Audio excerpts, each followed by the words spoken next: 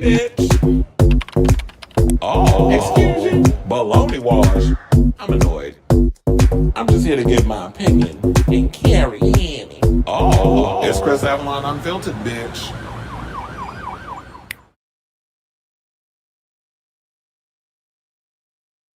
Everyone, everybody, it's your boy Chris Avalon. Happy Monday. Welcome to a brand new episode of Chris Avalon Unfiltered, a show we basically talk about all things going on in celebrity news, pop culture, hot topics, all that good stuff. So if that is a show for you, definitely stick around because we have a lot of tea to spill today. Including we have some Batman 2 news where they're stating that the working title might be giving us an insight on who the villains might be and what storyline they might be tackling. And I might be excited if this turns out to be true.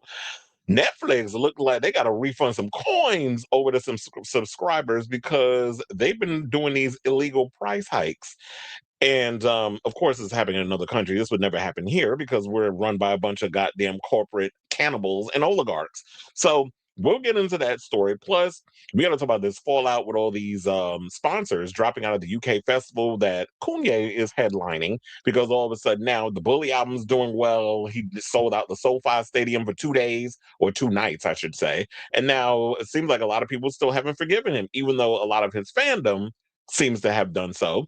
We got to talk about the tea regarding Brandy and spilling some tea regarding why her relationship with Darkchild is strained and Beyonce may have something to do with it.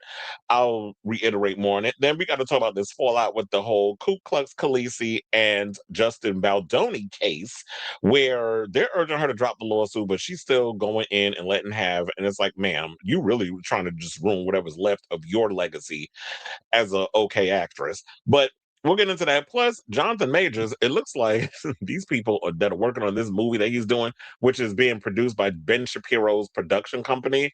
They are a mess. Ayatzi's involved. A lot of people are jumping ship that are working behind the scenes. He actually fell through a window during an action sequence. It's like, it's a mess. And so we'll get into that and all the production's reported problems. We got to talk about this beef going on between Charli XCX and Sky Ferreira, where she took her behind over on the internet this past weekend and may have thrown a little shade against in Charli's direction, basically implying that Charli is out here reheating her nachos and using her old demos for the Wuthering Heights soundtrack that I actually liked.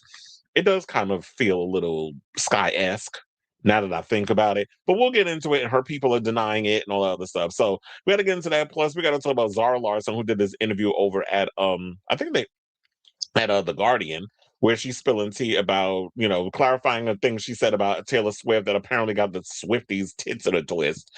We also got to talk about what she said about nobody cares about the music charts and people who are just out here picking on poor old Chappell Roan. So we'll get into that. Plus Doechii, who actually, it's been confirmed she has a new song coming out for the Devil Wears Prada soundtrack with Lady Gaga, is basically saying that young female artists are being torn apart in the media. So we'll get into that, and it kind of goes hand in hand with the whole Zara Larsson, Chaperone situation. So we'll get into that. Plus, I have some good news regarding Lil Nas X, and we're gonna have ourselves a first look at Pedro Pascal, my husband, in that new homosexual romance movie, Noche, that he's starring alongside Danny Ramirez. So we got some photos, we got all that stuff, and that is the TIFO today, unless something breaking comes out and y'all want to add it to the docket. But yeah, it's a little slow out here today, but we're gonna make these topics exciting. Um, so yeah, before we get to those topics, if you can, please do me a solid, hit that like button. If you're new to the channel, hit that subscribe button. Also, be sure to smash the notification bell so that we, when we go live with a brand new episode of Chris Avalon Unfiltered. We also have membership, so if you want to become a member of the channel, you could definitely do that.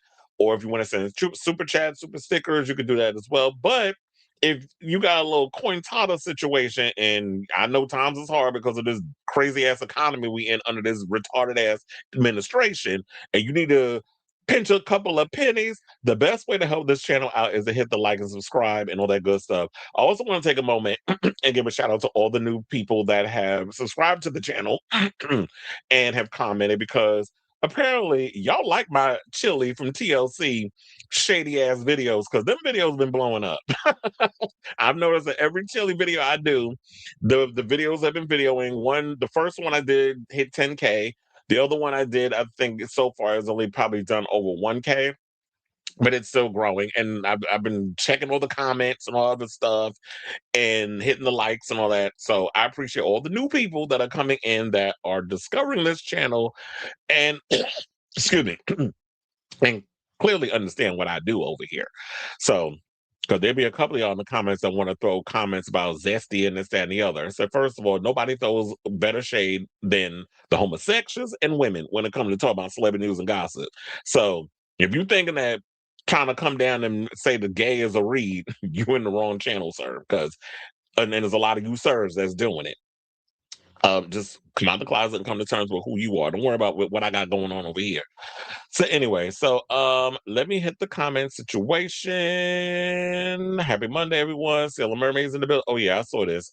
Sorry. I did. I saw that she posted a video. I didn't even get around to posting it or watching it, so I'm gonna have to check it. But yeah, Sabrina dropped a new single today and a video. Well, a new video, and she's got Jack Attenall's wife in the video with her.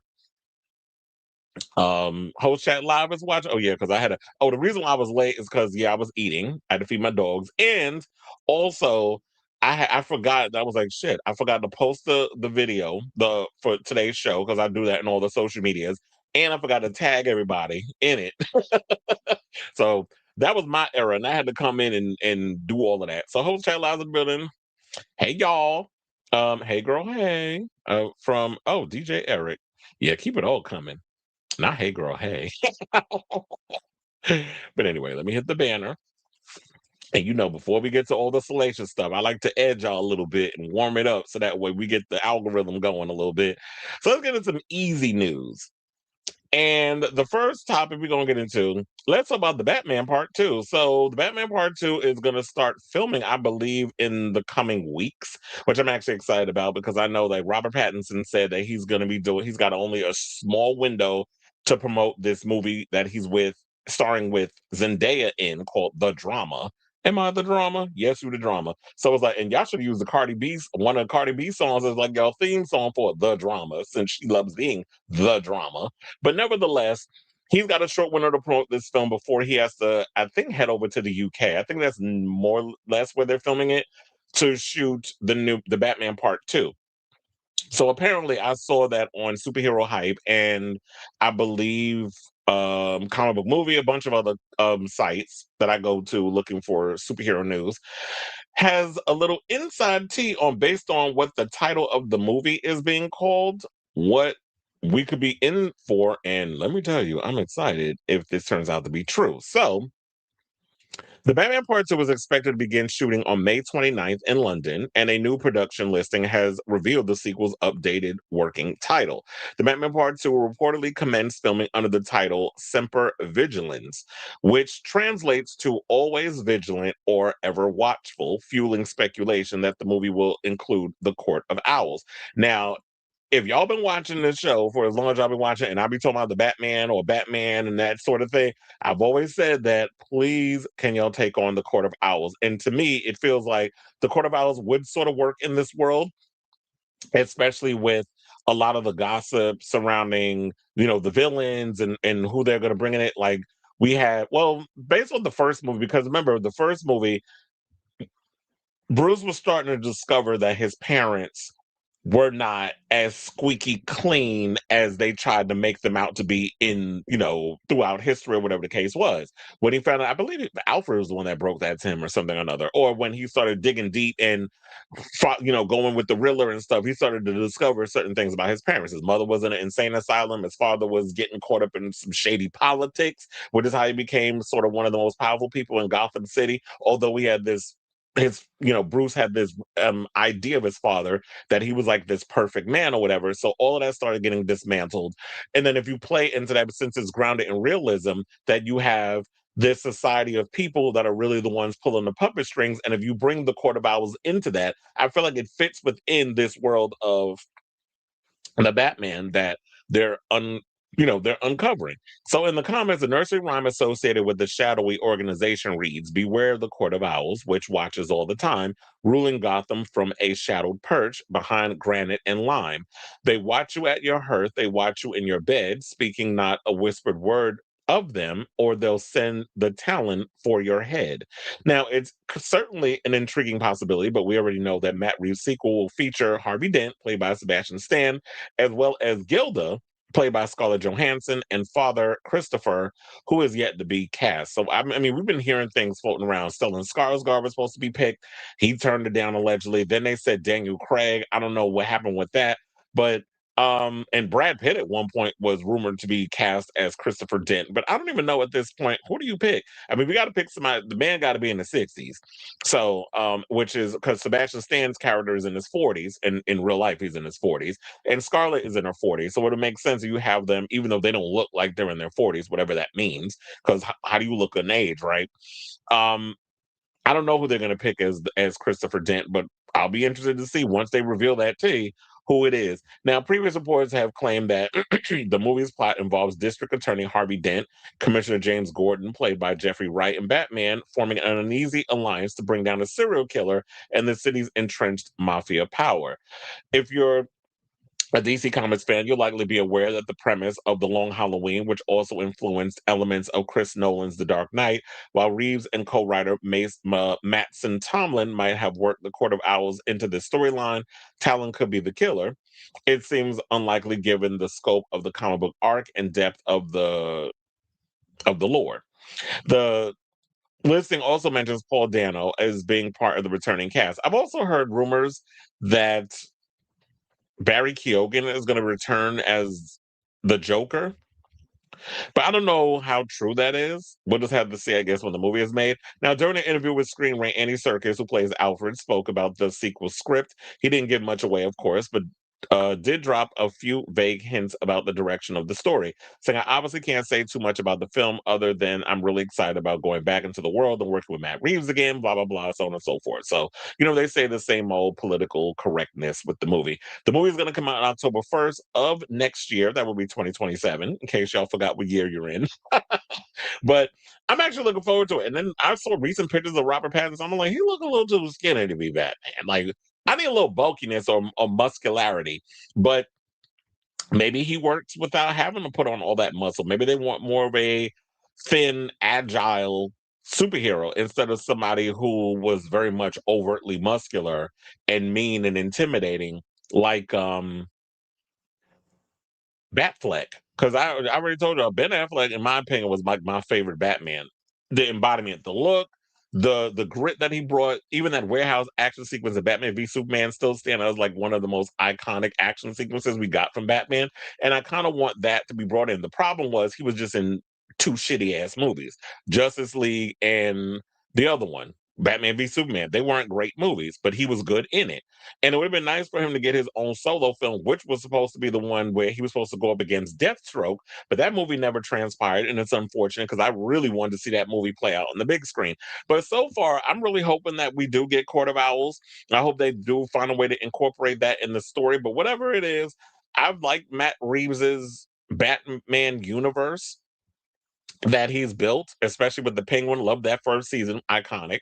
And I like the Batman. The only problem I had with the Batman was the third act. I just didn't like how that played out. It felt a little too big, a little too grandiose, and it just felt a little too much CGI going on. So I was a little disappointed with the third act. But overall, besides that little hiccup, I did pretty much like everything that built and led up to that third act. But other than that, I just hope that y'all could find a way to make up for that whack ass third act in the Batman in the new one that's going to be coming out next year. So I say all that to say, what do you guys think of this story regarding the Batman Part Two? Do you think that with them doing this working title, even though we already know that's not probably going to be the official name of the film, they always try to pick some kind of a weird name to throw people off the scent of what they're filming, but there's always sort of like a bit of a tell in what the storyline will be or what the plot is based off of the titles that they come up with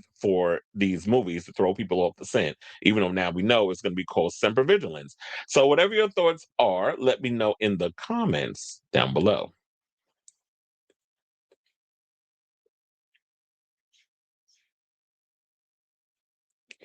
Live Nation just sent Dawn Robinson a cease and desist letter saying In Vogue is no talking about In Vogue is no longer allowed, and you can't afford a lawsuit living in your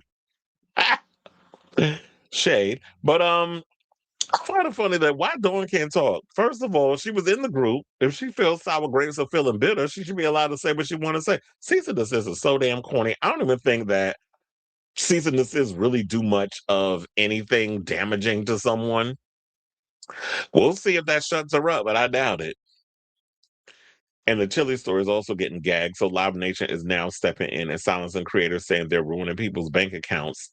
How are we ruining people's bank accounts? If she's coming out here, you can't expect people to just give you money for whatever when you pretty much been showing your ass out here in public.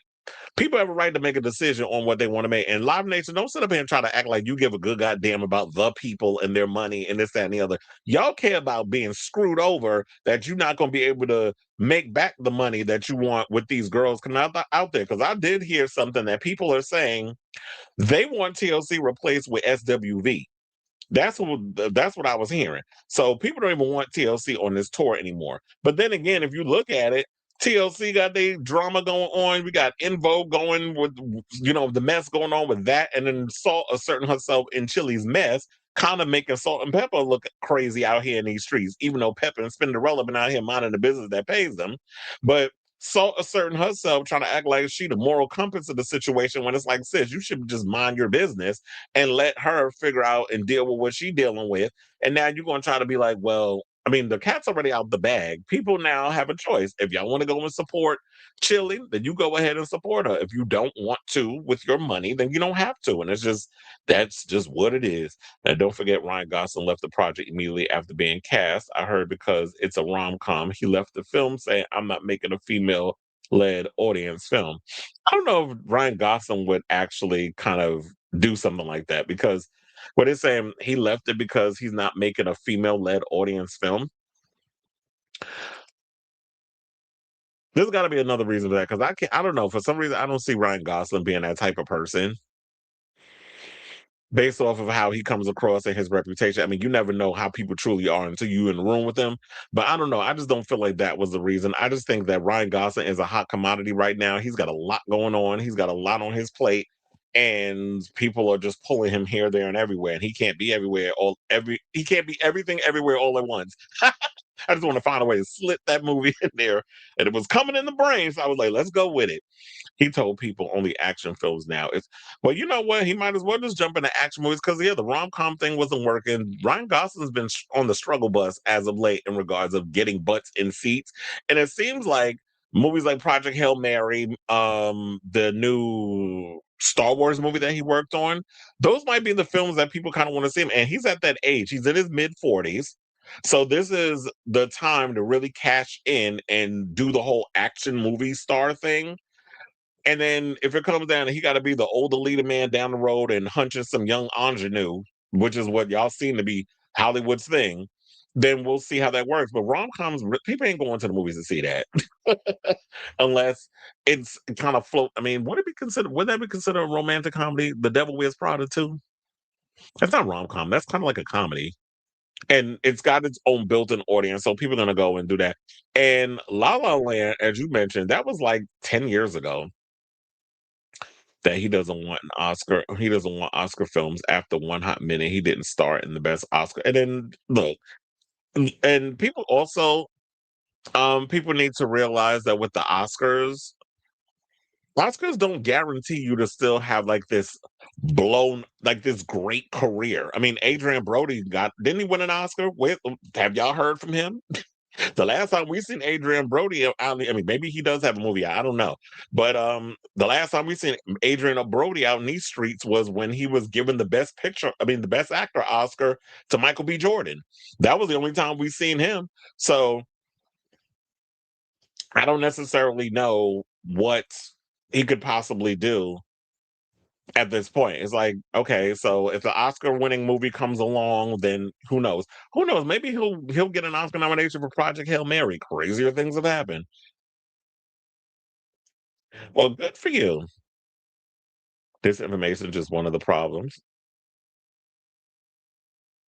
Why are we talking about No Limit? This ain't got nothing to do with them. And you said happy Monday, Chris, and everyone here. Mhm. All right. Okay, so now let's move on to our next topic. And let's talk about Netflix. So it looks like Netflix is about to get they behind hand because look, they talking about over here in America, they're about to raise the damn price again, which I don't know why y'all continue to raise prices when I'm literally paying more and more and more money for the same goddamn content, the same quality, same this, same that. But I know if you're lucky enough, and I gotta look into that because if I'm a um T-Mobile subscribe like if I use T-Mobile, right? Aren't you supposed to get free Netflix? So, even though the type of mode that I use like for my internet and stuff, I use Verizon Files, but I have T-Mobile. But I guess it depends on your provider. You can use you get the free subscription, this, that, and the other. But for those who don't, it's crazy how in the history y'all charging all this money for Netflix, but now it look like Italy is tired of their mess and it's like, oh no, y'all been raising these prices unconstitutionally, and y'all owe some coins to the people. So they said instead of raising prices again, Netflix may have to lower its subscription costs in Italy. A court in Rome recently ruled that Netflix owed its Italian users a refund for price hikes between 2017 and January 2024 and a reduction to previous subscription costs. On top of the refunds, Netflix Italia would have to inform its affected subscribers of their right to a refund. So they lost the situation, and he said the ruling covers a series of Italian price hikes introduced in 2017, 2019, 2021, and 2024, all of which the court found unlawful. According to reports, the court said Netflix violated the Italian Consumer Code by raising those prices and voided the clauses that allowed the increases to be imposed on subscribers. The case didn't appear out of nowhere. The lawsuit was brought by the consumer group Movimento Consumatori, you got to say it like you're Italian, which challenged the legality of Netflix's repeated subscription increases in Italy. That matters for a company that has spent years presenting price changes as part of the normal rhythm of the streaming business. In this instance, the court decided those increases were not supported by valid contract terms under Italian law.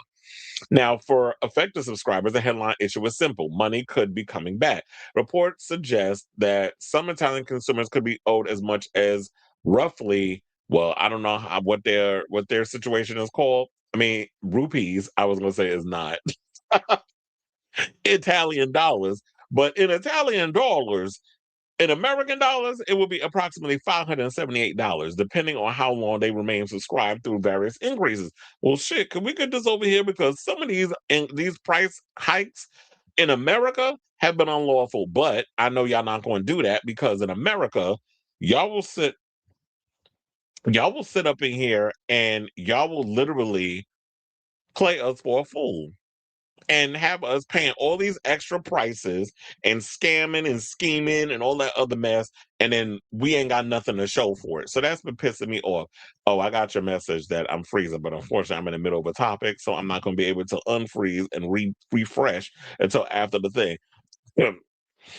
um they said that gives the ruling weight beyond the usual backlash that follows for subscription increase.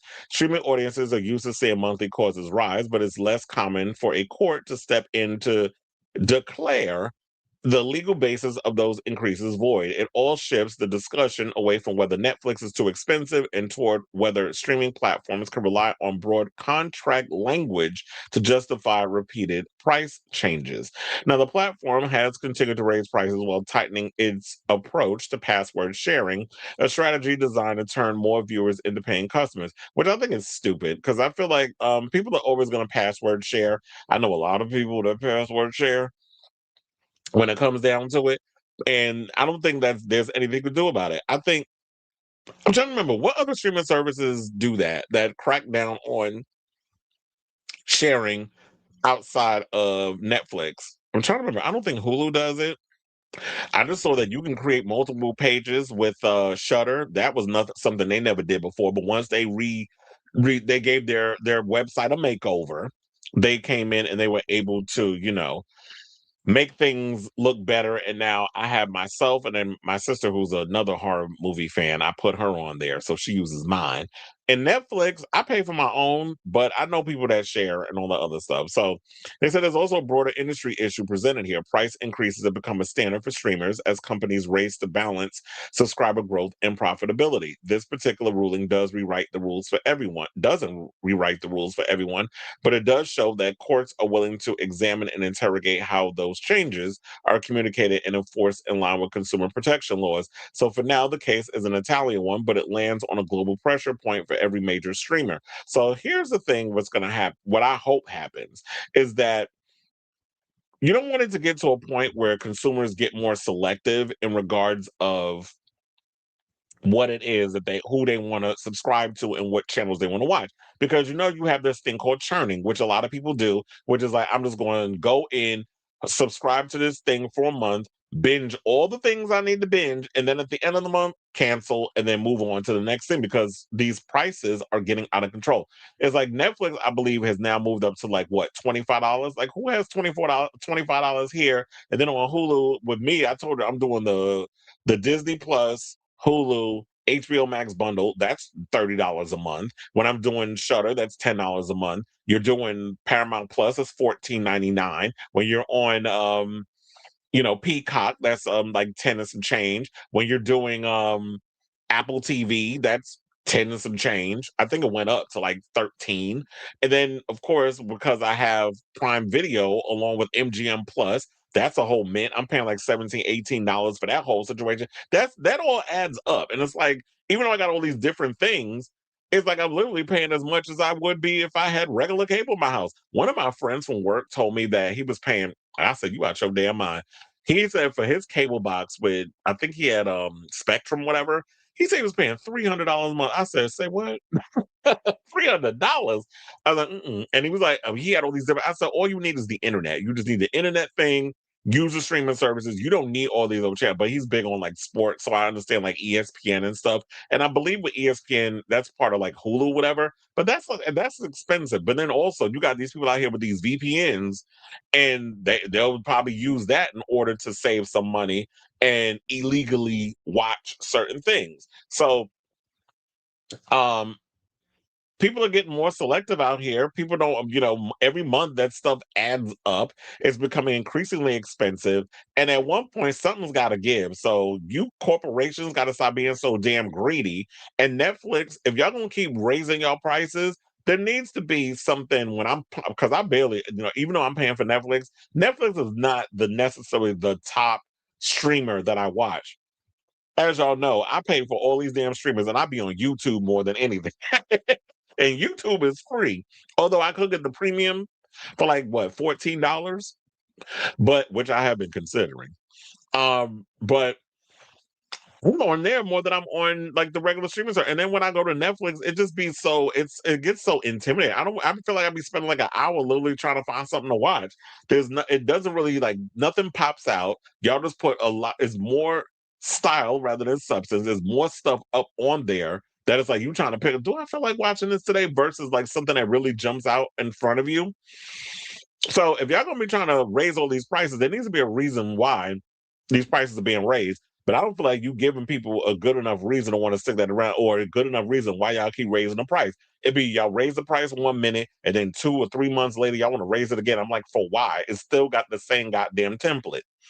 The same that you haven't changed. Although I see so many other streaming services copying off of Netflix's template, which is weird to me. If you look at all of them, all the channels look alike. You go on Prime, you go on, even if you go now on Shutter, which I was telling you about, they even copied it. Their top 10 movies, and that whole outlook, they all copying it.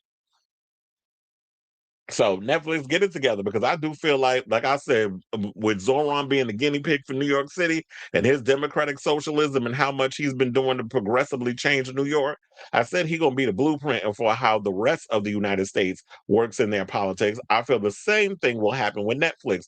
Now that Italy has won its case in this situation, some people out here might look at that and see what they doing in their countries, and then they'll follow suit. In Netflix, y'all will be a mess. See, I was with y'all before when it came down to the situation trying to get a studio and not the Ellisons getting their hands on it. But the way y'all handling business in this situation, y'all, I don't like this part of the whole Netflix situation. So I say all this to say, what do you guys think of this story regarding Netflix and all the drama going on with them? Where they just going to have to pay all these people? It would seem like in American dollars, 500 some odd dollars for continuously raising your prices on their streaming service, which they said is illegal in a part of their laws over in Italy. I said they should do that here, but like I said, they got so many damn crooks working in the world of business. Us trying to get a good leg, I mean, us trying to get some money back over some of the criminalities and things that they doing.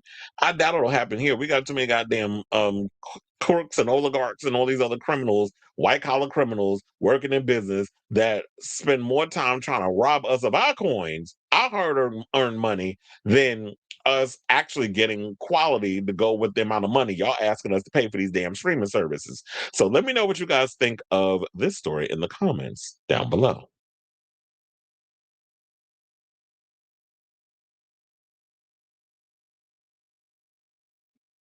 Every time Adrian star in a Roman Polanski film, he wins an Oscar. Oh, does he? Was the last movie he did a Roman Polanski movie? That's why most people get Netflix for free 99. Okay, that's why people be illegally watching stuff. You pay $8 just to watch the damn America's Next Top Model doc.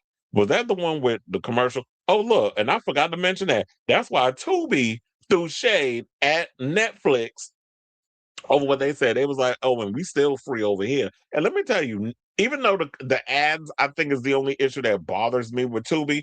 Tubi be having some good stuff on there, so I can't be mad at Tubi because the variety, the amount of movies they have on there. I remember at one point, and it's been a minute since I've been over on Tubi, but Tubi, I was on there a lot, especially when it came to like the old horror stuff. Like I love their old horror movie collection because they have a lot of classic slasher movies. And like I have this thing for like I love watching really bad 70s, 80s slasher movies.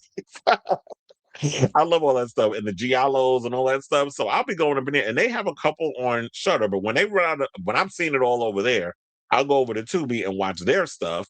But they do have better quality products. There's just the ads that you gotta sit through that's annoying. I kind of wish there was no ads, but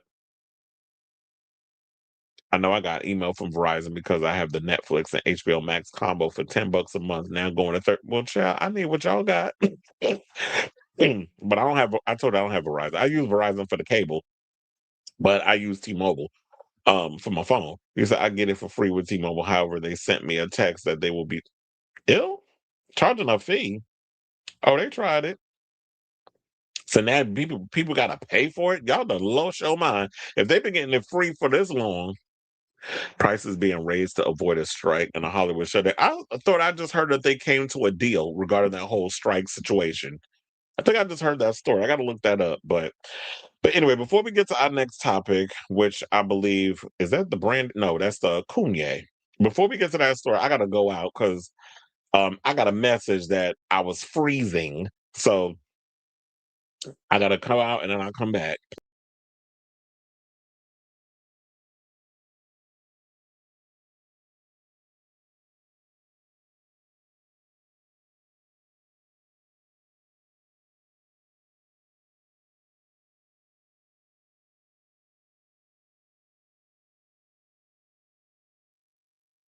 He's back. I was here, damn it. Okay, are we better? Is bitch better? Because I'm looking at something else, and that usually what starts the whole freezation when I be reading the articles. I was like, and if I'm not freezing no more, let me know when or Cleveland, you can send me a text again. Cause that's how I found out. It's like I'm frozen when your heart's not open. Speaking of which, Madonna, you better be dropping a new goddamn single this month. Stop playing in my face, cause it's April. Where's the new music for Confessions 2? Well, I guess we're good.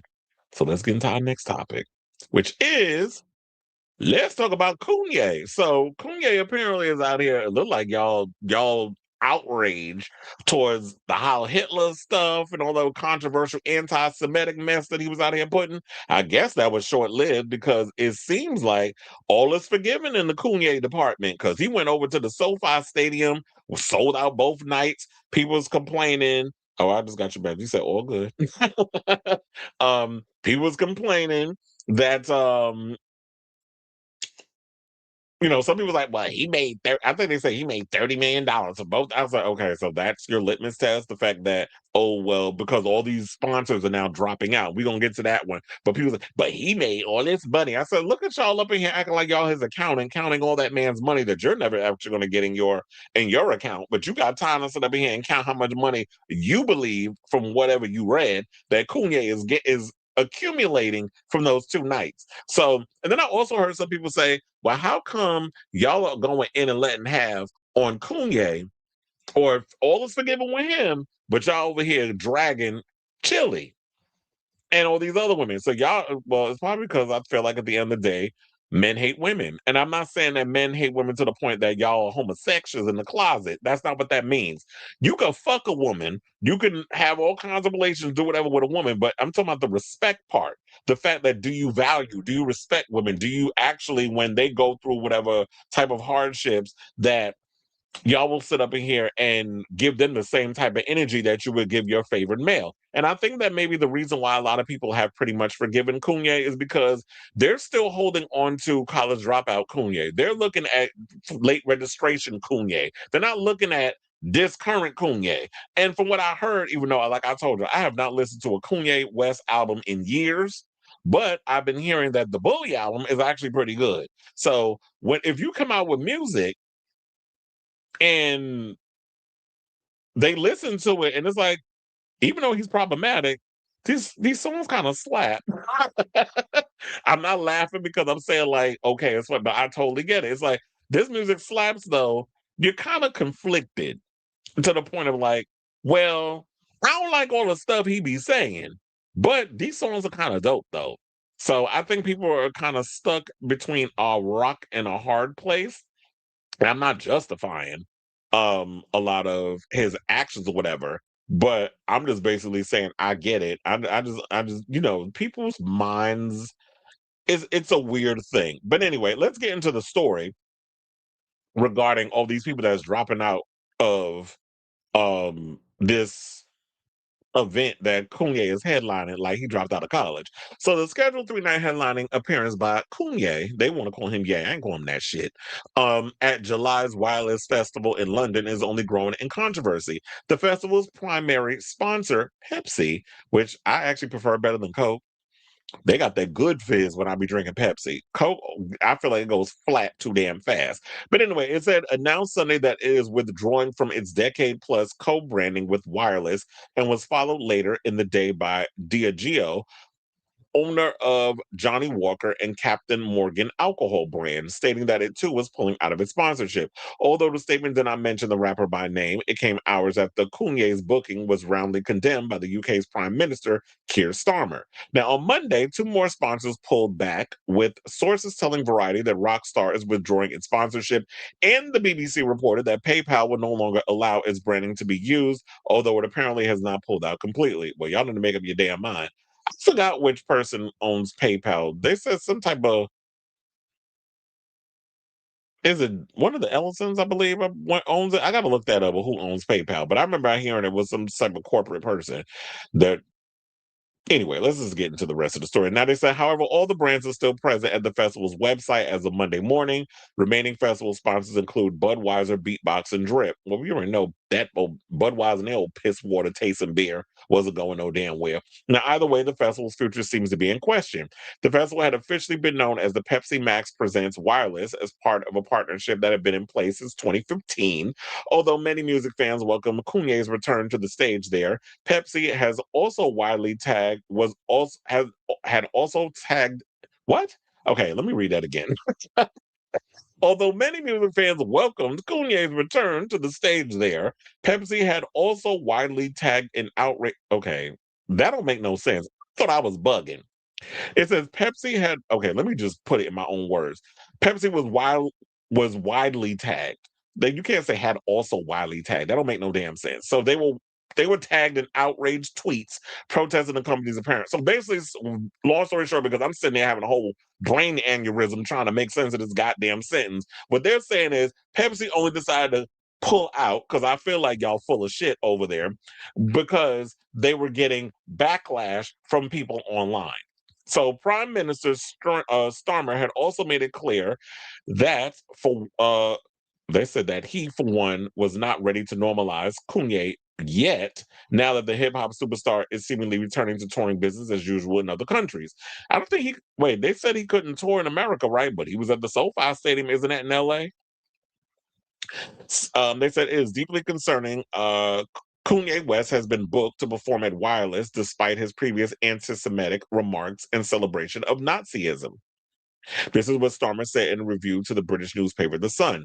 Anti Semitism in any form is abhorrent and must be confronted firmly wherever it appears. Everyone has a responsibility to ensure Britain is a place where Jewish people feel safe. I mean, I get it, but at the same time, like we should be condemning Zionism and we should also be condemning any kind of isms. But y'all don't even get me started on this mess regarding the fact that y'all want to look, we already get into conversations between, my issues with people who are in Israel that like to pull the anti-Semitism card to justify their rhetoric. But I do agree that Kanye, what you running around here saying all this crazy stuff and praising Hitler and selling the merchandise and coming out with a song called How Hitler and all that mess. And you had Nick Fuentes crazy ass up in the club with a bunch of groypers who I know they probably was fucking each other on the low dancing and partying to that damn song in the club. First of all, if you played up in the club, I'm slapping you, all of y'all, and the damn DJ for being so stupid to play that damn song. Now, and in London Mayor Sadiq Khan on Wednesday made statements distancing the city's government from the festival in Finsbury Park on July 10th to the 12th. Said, we are clear that the past comments and actions of the artists are offensive and wrong. We simply are not reflective of London's values, blah, blah, blah, so on and so forth. So yeah, and they said that they talking about it. He played 2 nights at SoFi Stadium in the LA area where he was joined by Lauren Hill. I'm surprising her ass was on time for that, but she ain't on time for nothing else. So Lauren was there, Travis Scott and Don Tolliver was there, and they said he performed on top from atop a giant half globe in the middle of the enormous venue, which we know he threw a damn temper tantrum because there was some technical difficulties in the middle of the concert. I'm like, you couldn't have did a run through before y'all went live, and would you not rehearse? Because I don't know how y'all having technical issues during the show. I mean, I know things happen, but y'all could have worked that out before the people came up in there to see you live. I also heard Erica Badu was there. It was a bunch of celebrities. Winnie Harlow, a bunch of people. So, and y'all know that he came out with the full page ad apology in the Wall Street Journal a couple of months ago, which would be January, and saying that, yeah, that he is acknowledging that his behavior had made him a pariah, where he lost a lot of deals. He lost a lot of, people didn't want to mess with him no more. But remember, he did that, and that's why I said I side-eyed the whole situation. I was like, we'll see if this is all real, because you were running around. You've done this before, where you've done the apology, and then you go and you say something crazy, and then you want to blame it on your car accident, you blame it on the alcohol, blame it on your low testosterone count. I don't know. You just like to blame it on everything instead of taking responsibility on you was probably looking to say something controversial. You knew it was going to help you go viral. It backfired. You can say anything about other people. You can throw black people under the bus, which you and a lot of these other coons out here in these streets be doing, but you can't say nothing about the Jewish community, which of course plays into the stereotype that Jews pretty much run the entertainment industry. And I know they don't like having that thing, but when you start seeing the way the things start moving after you say something that is deemed anti-Semitic, and I'm not saying what you didn't say wasn't, because it was, but when it's on other planes like Melissa Barrera and the whole Gaza situation, or anybody that comes out, or most recent when you had Kate Beckinsale's over plasticized ass trying to throw shade at Mark Ruffalo for liking a pro Gaza post, and she said something about him in a penis. I'm like, bitch, you look like you've been slapped with too many. And I like Kate Beckinsale, but when she recently came out and said that shit, she pissed me all the way off. I'm like, bitch, eat a sandwich and lay off them fillers, because you looking crazy out in these damn streets. So when you have those type of things, that's when it becomes problematic. But yeah, Kanye, what you were saying out here was crazy. But that ain't the only thing that he got to worry about, because there was another story that I saw from news.scott.com where they was talking about that his permission to enter the UK is under review. So even though all these people are pulling out, which sidebar, before I get to that story, what I don't understand is, so y'all just woke up this morning and just discovered that Kanye was attached to this? Like y'all weren't aware? Because I would think that if sponsors and all these other people are in on this situation, there would have been some type of behind the scenes conversation. I think because Kanye was at, oops, sorry, Kanye, because that's what we call him. Because Kanye is over here caught up in this situation. Now all of a sudden, because of the backlash from certain people online, now y'all want to backpedal and be like, well, I don't know if we want to be attached, blah, blah, blah, blah. I was like, y'all should have been well aware of what's going on. Y'all know months in advance what's going on. It's kind of like the whole thing with the Super Bowl. They know who they're picking. They already know about the rehearsals. They know the sponsorships. They know all of this stuff. It's just they time it as to when the rest of us, John Q. Public, finds out about these business deals. But they've had them in place for a while. So I'm side-eyeing Pepsi. I'm signing all these other people, PayPal, Rockstar. I'm side-eyeing all of y'all that's out here trying to play this whole we're trying to protect our brand situation when y'all probably knew for a while that Kanye was a part of this situation. Y'all just trying to protect your cover your own ass. So that's how I see it. But now they talking about permission for him to enter the UK is currently under review by ministers. Sky News understands following mounting pressure from his booking as the headline act for Wireless Festival. It comes as another commercial partner distanced itself from the festival on Monday amid strong criticism over the US rapper's previous comments, including from the Prime Minister. So we'll see if his I'm shy we tour of talking mess about, you know, Jewish people and promoting anti-Semitism and trying to act like you the black version of Hitler. You was acting like your name is Blitler. Um, or that's going to help you down the road, and all will be forgiven, and you'll just be able to come out of here unscathed. I do feel like people are still going to give you that metaphorical lashing, that you're really going to have to grovel and work a lot harder to get in the good graces of a lot of people, because there are people, even though you did your little shows at SoFi Stadium, I don't see you being able to book in other places. And if the SoFi Stadium is the only place where you can accumulate a little $30 million situation, and that's enough for you, then awesome sauce. But as far as like how the people, these people going back and forth, whatever, I feel like I said all I needed to say in the beginning in regards of like, I just feel that some people maybe just have a hard time disassociating themselves from the whole situation because they felt like we want the old Kanye back. Y'all just gonna have to have that nostalgia just live in your head and remember as it once was. When people are gonna evolve and people are gonna change, but I understand we live in a nostalgia era because he's been around for a long time. So people wanted like old Kanye, and I heard that when he performed at the SoFi Stadium, that he performed a lot of the old hits. He wasn't doing a lot of new stuff, and I guess he was smart enough to know to do that because if people came up in there looking for old Kanye and he was performing all the new shit, y'all would have been upset. So you're not Madonna. You can't go up in there and do a whole tour around the new music and then people be okay with it because you're giving, amazing set pieces, artistic expression, fierce choreography, all that stuff. That's not the type of artist he is. He's somebody that's going to get on a stage and rap and have crazy things going on behind him with the technology. And yeah, you got to do those old songs. So we'll see how this all plays out down the road. But I want to ask all of you, what do you guys think of this story regarding Kanye on the struggle bus with this UK festival? And just your overall thoughts on that story. So whatever your thoughts are, let me know in the comments down below. All right. Let's see what the people are saying. Did you see Beyonce's failed protege was which one, Chloe or Halle Bailey? And you said Phil Protege was posting on her Snapchat how excited she was to be at his concert in a seat where you could barely sit. Chill. Well, that's probably she had to scrape some of them coins together. I think the reason why Kanye managed to survive his cancellation is solely for two reasons. He has a stan army and he's a man. It confused me as to how he was front page on Apple Music. That is true. I think gender does have a place in it. I just find it funny that I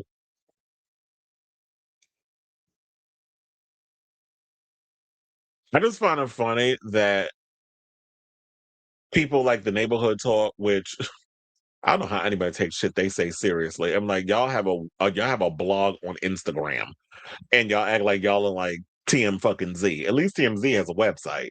At least Perez Hilton has a website. At least I have a website. You got Instagram, and y'all posting like a full paragraph as a headline, and then a stupid screenshot, and then you got dumbasses up in there just commenting like it's real news. But anyway, they run up in there talking about how he's got the number one album in America. I'm like, no, he doesn't. BTS does. So y'all gonna sit up there and tell that lie? At least if you're gonna tell a lie, tell it correctly. But he does not have the number one album in America. This is the first time he's released a record that had premiered at number two, but he has the number one album. Also, I forgot to mention that 50 Cent responded to this whole situation regarding Kanye, and he said, y'all gonna get that man going on a rant again.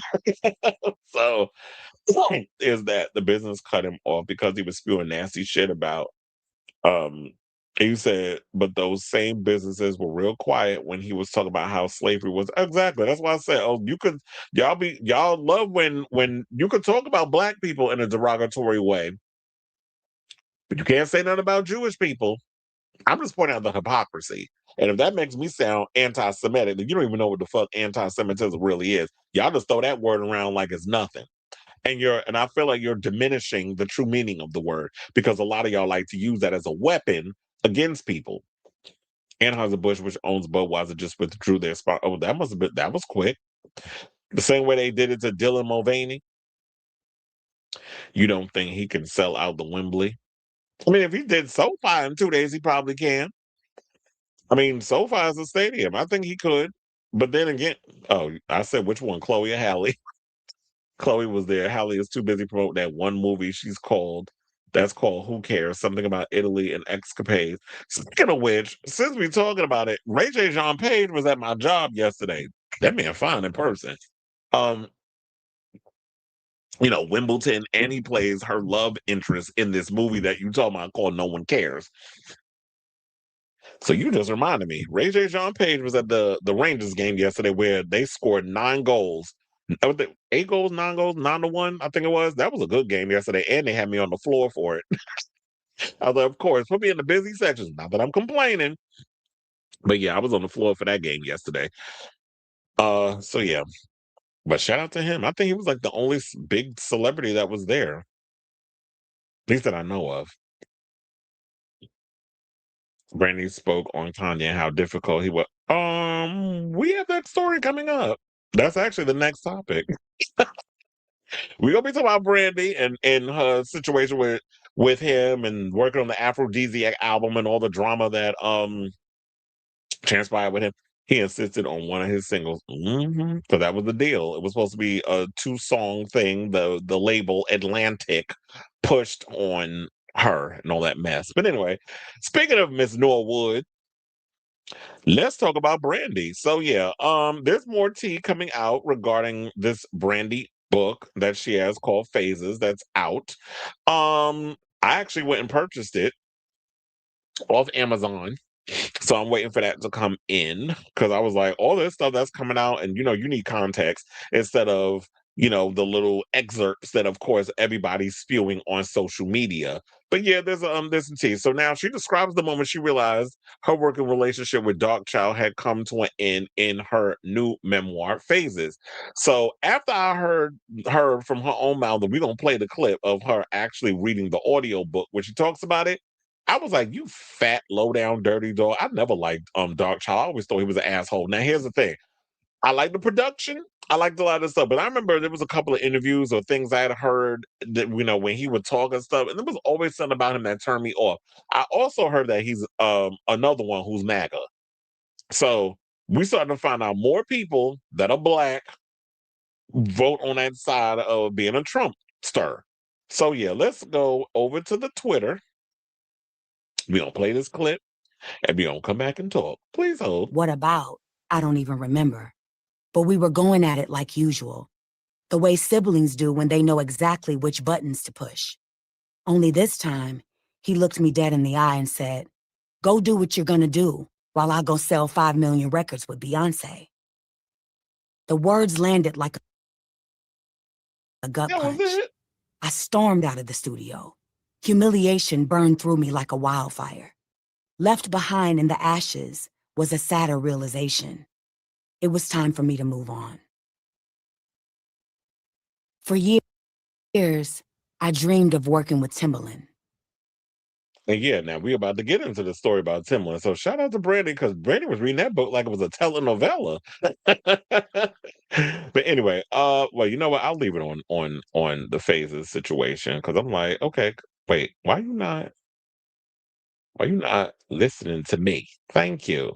Put it back as I wanted before. Okay, so that wasn't the only thing that she said. So then of course when she said the thing about Beyonce, of course, you got people who obviously are illiterate, don't know how to read, or just read headlines, was immediately thinking that she was being shady and throwing shade at Beyonce, which I don't think that's what that was. People need to understand how this business works. A lot of times, when you don't have control over the very thing that you think you have control over, you have the producers, a lot of people that work behind the scenes who are really the ones that are having control. And it took Brandy a long time to get to a place where she could have significant control over her music, meaning she could be more involved in the songwriting. She could be more involved in a lot of the sessions of the, vocal arrangements, all this other stuff. And she had worked so hard to build what she had with the likes of a Darkchild, only for it to be outsourced to other people. You have to look at it in the same sense of like when you listen to certain artists,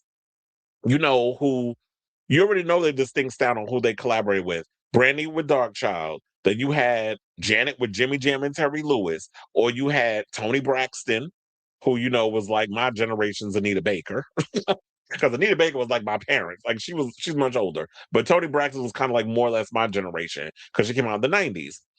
So Tony Braxton was like Babyface, or you would have, or if we go on the pop side, we can do um you could do who was it? Dan Nigro, and I would say Chappell Roan, but people don't really be catching her like that. I would say her and him and Olivia Rodrigo, or you had Red One and Lady Gaga. So when you look at certain people before she decided, I guess she was in her feelings, and maybe that was the reason why she also parted ways with Red One because of the same way Brandy, which was if I worked on this distinct sound with you, that's our thing. Now, if you want to go off and produce for other artists like a Beyonce or whatever the case is, you can do that. But don't take exactly everything, even the vocal stacking and stuff, which I'm known for, and give it to other people. That is the ultimate disrespect. And she actually said that. So I'm going to read the rest because that was just a little snippet clip.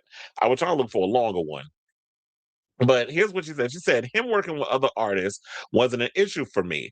I was exceptionally proud of what he built with Darkchild. I celebrated every one of his victories as if it were my own. But the pride got harder to hold when I started to hear our sound, my sound, echoing from the sound of the other women, the same intricate vocal arrangements with stacked harmonies that had been my signature, the same song structure, the same approach we innovated on Never Say Never and Full Moon. At first, I told myself I was being sensitive and petty, even. This is the business. I whispered to myself, nobody owns sound until he refuses to let me use them on my own songs. So it became a problem when it's like, I'm trying to do my own thing and I'm trying to basically um usher this sound into the zeitgeist you can use whatever you want to use with other people. Like she said, that he built the whole Darkchild brand. He was off doing other sounds with, his sound with other people. And if that's what you want to do, by all means, you go ahead and do that. But for you to sit up in here and tell me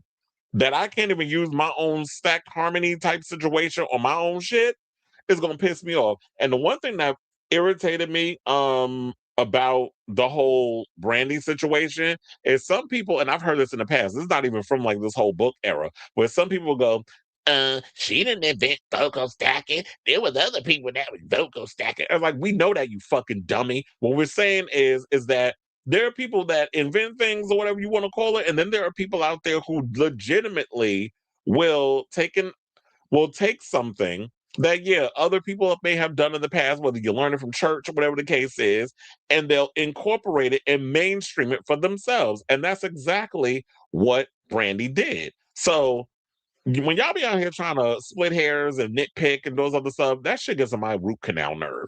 So other takeaways that we can get from Brandy's memoir. Look, first of all, I feel like at the end of the day, Darkchild, you was grimy as fuck for doing that to her. When you talking about, I'm gonna go sell 5 million records to Beyonce, and it's unfortunate that Beyonce had to get that straight because it's like what you was looking at as a cash cow situation because you feel like you gonna work with somebody who you thought was on a much bigger caliber based on who she was surrounded by and all the amount of money that Columbia was throwing behind the likes of a Beyonce at the time. But you had built something with Brandy because I don't think that if it wasn't for you and Brandy's working together and how much people valued Brandy as an artist, your fat ass wouldn't be where you are today.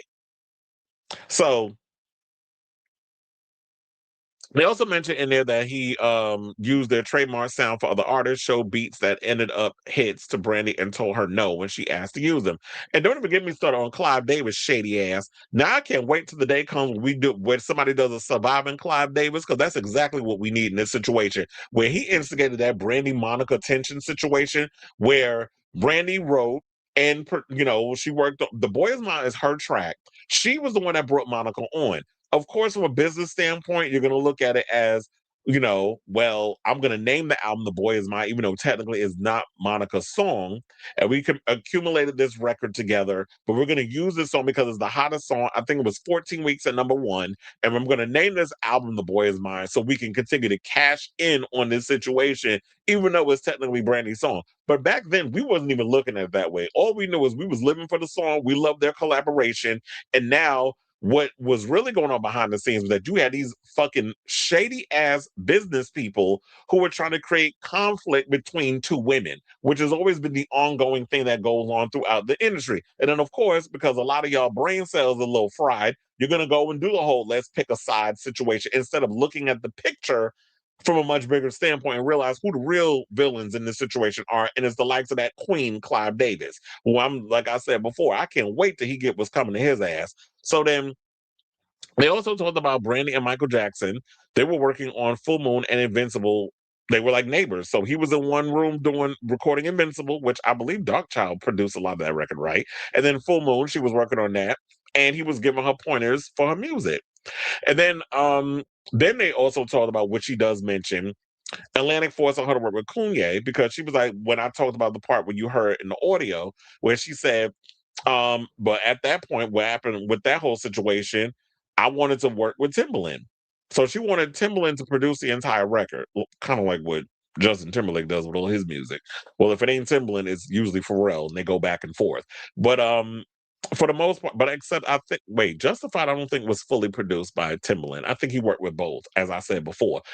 And him being white in the label, they were going to throw all that behind him, Mr. Blue Eyed Soul. But yeah, she wanted to fully work with Timbaland, but Atlantic forced Kanye on her, and they had creative differences throughout. Where I think they said that he said the only way he'll work on that record is that I want one of my songs to be guaranteed as the first single. And so behind her back, he went and sent a final version of Where Do You Want to Be without her approval and basically shrugged it off, was being very smug about it. So I guess she don't particularly care for him, but people think because Kanye's such a genius that he gets away with all the bullshit that he does. So then, after all that drama that transpired, she did ask to be released from Atlantic. She also had an abusive relationship with her backup dancer on tour. She also talks about her eating disorder, which we all knew at one point Brandy was getting a little thin and looking a little skeletal. And she talks about it finally. And also, what people don't realize is because, she gives so much praise to Aaliyah and doesn't want to talk bad about her and, that whole situation. But Aaliyah, from what was mentioned in the book, she didn't want Timbaland to work with Brandy because she didn't want her sound duplicated for other artists. Because it's like, yeah, she did that R. Kelly mess, and I think with her being married to R. Kelly, that tea kind of strained their relationship, and they had to depart. Me and you must never part, monkey dad. That they had to do that whole situation. Well, they had to part, not up art. Say up, whatever. I done fucked up the color purple joke. But anyway, to bring it on back, she decided, but I totally get it. So I'm not mad at Aaliyah because Aaliyah was able to carve out a sound unlike anything we've ever heard before by working with Timbaland and Missy Elliott. So that was a great thing that worked out. And it was like, yeah, it's no shade or anything, but it's like, that's my thing. And I don't want you trying to duplicate that. And like if Timbaland wants to work with other artists, you can do your thing, but just don't take what we do over here and give that to another female artist or this other person. Because then it's like, how do I distinguish my sound? And people need to look at it at that point. People have a distinct signature that they go with, and that's what they do. Save all your best shit for me. But if you want to work with these other artists and give them and do whatever, you can do that. You just got to learn how to diversify your portfolio. But if you a one trick pony like Rich Harrison, then all your shit gonna sound alike. And I think also speaking of Rich Harrison, remember he had a distinct sound that he created with A. Marie. And then all of a sudden he started working with Jennifer Lopez. And then he started working with Get Right. And then, of course, Beyonce. She's always at the center of every damn thing. And say what you want, but remember, Beyonce was hit with that reputation that she was out here swagger jacking other people's sounds, songs, all those other stuff for her to become the artist that she is. She was getting a lot of that. Now she overcompensates by, with the 30 songwriters and stuff she has on her music, she pay every last one of them, and then people feel like that's just enough in that situation. But she was hit with a lot of strays back in the day where she was accused of, oh, you taking other people's shit and then you would just add and the in the song and get a songwriting credit. That's always been the tea regarding Beyonce. And if we're going to talk real, we're going to talk real on this show. We don't sit up in here and just say certain little things because we worrying about backlash or whatever the case is. I call it as it is. So she also mentioned Dinah Ross gave her advice on proper etiquette and how she lost her CoverGirl deals and sponsorships after her ex, her baby's father, who she said that she was married to, but she said that was his idea of them going on with that, and went on Wendy Williams and revealed they had a fake marriage. And I think at one point, Kelly Rowland went on the Wendy Williams show back when Charlemagne was on there, and there was some tea regarding that. Yeah, Beyonce and Brandy didn't necessarily get along because it was some stuff that was going on behind the scenes, and rightfully so because I understood it at the time. But um, but they were trying to make it seem like Brandy was bitter, and it's just like, look, if I have my own distinct set, you got these old girls on the come up because Brandy was way before Beyonce. Let's be clear. So when I mean, especially as a solo act, Beyonce was Destiny's Child, then went solo, that sort of thing. So Brandy was first. It was Brandy and it was Aaliyah. That was all coming up around the same time.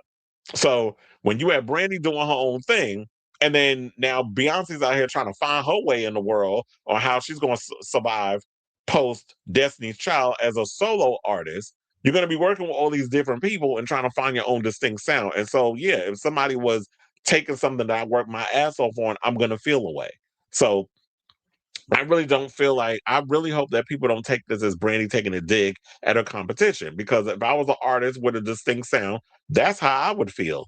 Call me selfish, I don't care, but I wouldn't want to produce it that I created a specific sound with, outsourcing my hard work to other people. It's like you can go off and produce whatever, and y'all do your own thing. You figure out what works for them and work with them. Don't take exactly all the things verbatim that I do and give it to somebody else and go tell me that I'm gonna go make money over here with Beyonce because now I'm looking at Darkchild fat ass like you ain't shit. Isn't he married to a former performer or a singer or something or another? I can't remember. I can't remember who he's married to, but I remember he was married to another musician, right? So yeah, like I said, we've seen this happen time and time again. I'm glad that Brandy's telling her story. I hope it's not like fabricated because Brandy was notorious back in the day of saying certain things that people be like, you ain't necessarily being 100% truthful. So I hope that all of this here is, her being. I love this picture. That's why I had to put it up of her reading her own book.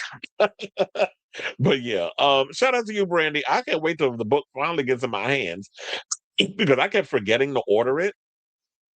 But yeah, today after I kept getting like Brandy was screaming loud in my ear with the bullhorn, like bah, bah. So I had to go over on Amazon and get the book real quick before I forgot again. So I say all this to say, what do you guys think of this story? Did you buy the book? Did you read the book? What did you think of the book?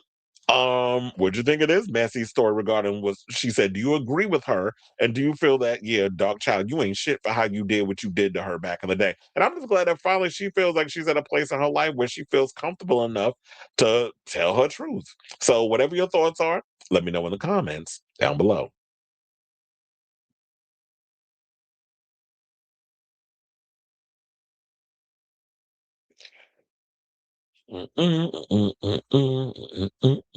Jesus, I gotta go up. Mike Kilman interrupted his Maya posting. Well, I told you, I know Mike Kilman. That's Maya's manager. Mike Kilman interrupted his Maya posting. As we know, he's her. It's funny, and I'm reading it now. You said, "As we know, he's her manager." I didn't even read the rest. I was like, "Yeah, I know Mike Kilman. That's Maya's manager." Posted a new Madonna quoting future lovers, adding, "Behold, she's coming soon." So that's an official insider source. It's coming. Mariah Carey and Walter Yep. I could never say his name. Afanasieff, whatever how you say it. I used to call him Walter A. And he said Jack Atnoff and Taylor Swift saw and Sock Aiken Waterman. Yeah, and Kylie Minogue until she had to like part ways with that because she kept getting kind of lumped in that whole specific sound. I'm not her biggest fan, but it will always amaze how Bey is still so culturally relevant nearly 13 years after her debut. All of her peers from the late 90s, early 2000s are nostalgic acts except her because I think the difference is that Beyonce continues to evolve. And I feel like as a pop star, you can always evolve as a pop act. Whatever wherever you put wherever you're I wouldn't say like following the trends because she doesn't necessarily follow the trends. It's like once she got to that point of like Lemonade, I feel like Beyonce started to transition and be like the true artist, like an artist who's a force to be reckoned with. Maybe she was inspired by Solange because Solange was more the artsy, artistic pop. I mean, the artistic musician, and trying to marry those two into her music, I think definitely helped. Stan Facebook is dragging Gaga, saying someone is desperate for a hit again. I'm kind of gagging because it's funny. She's 40 and working with her artists. She's influenced. Reminds me of Britney and Madonna. Oh, you talking about her and Doechii? That Doechii song I heard, I was like, all right, it's all right. I need to hear the song in full, but I wasn't. I was underwhelmed. And both fan bases hated the track. Britney fans are still saying it's Janet. Some admit Janet dropped the ball, where Madonna was able to establish a friendship and mentorship.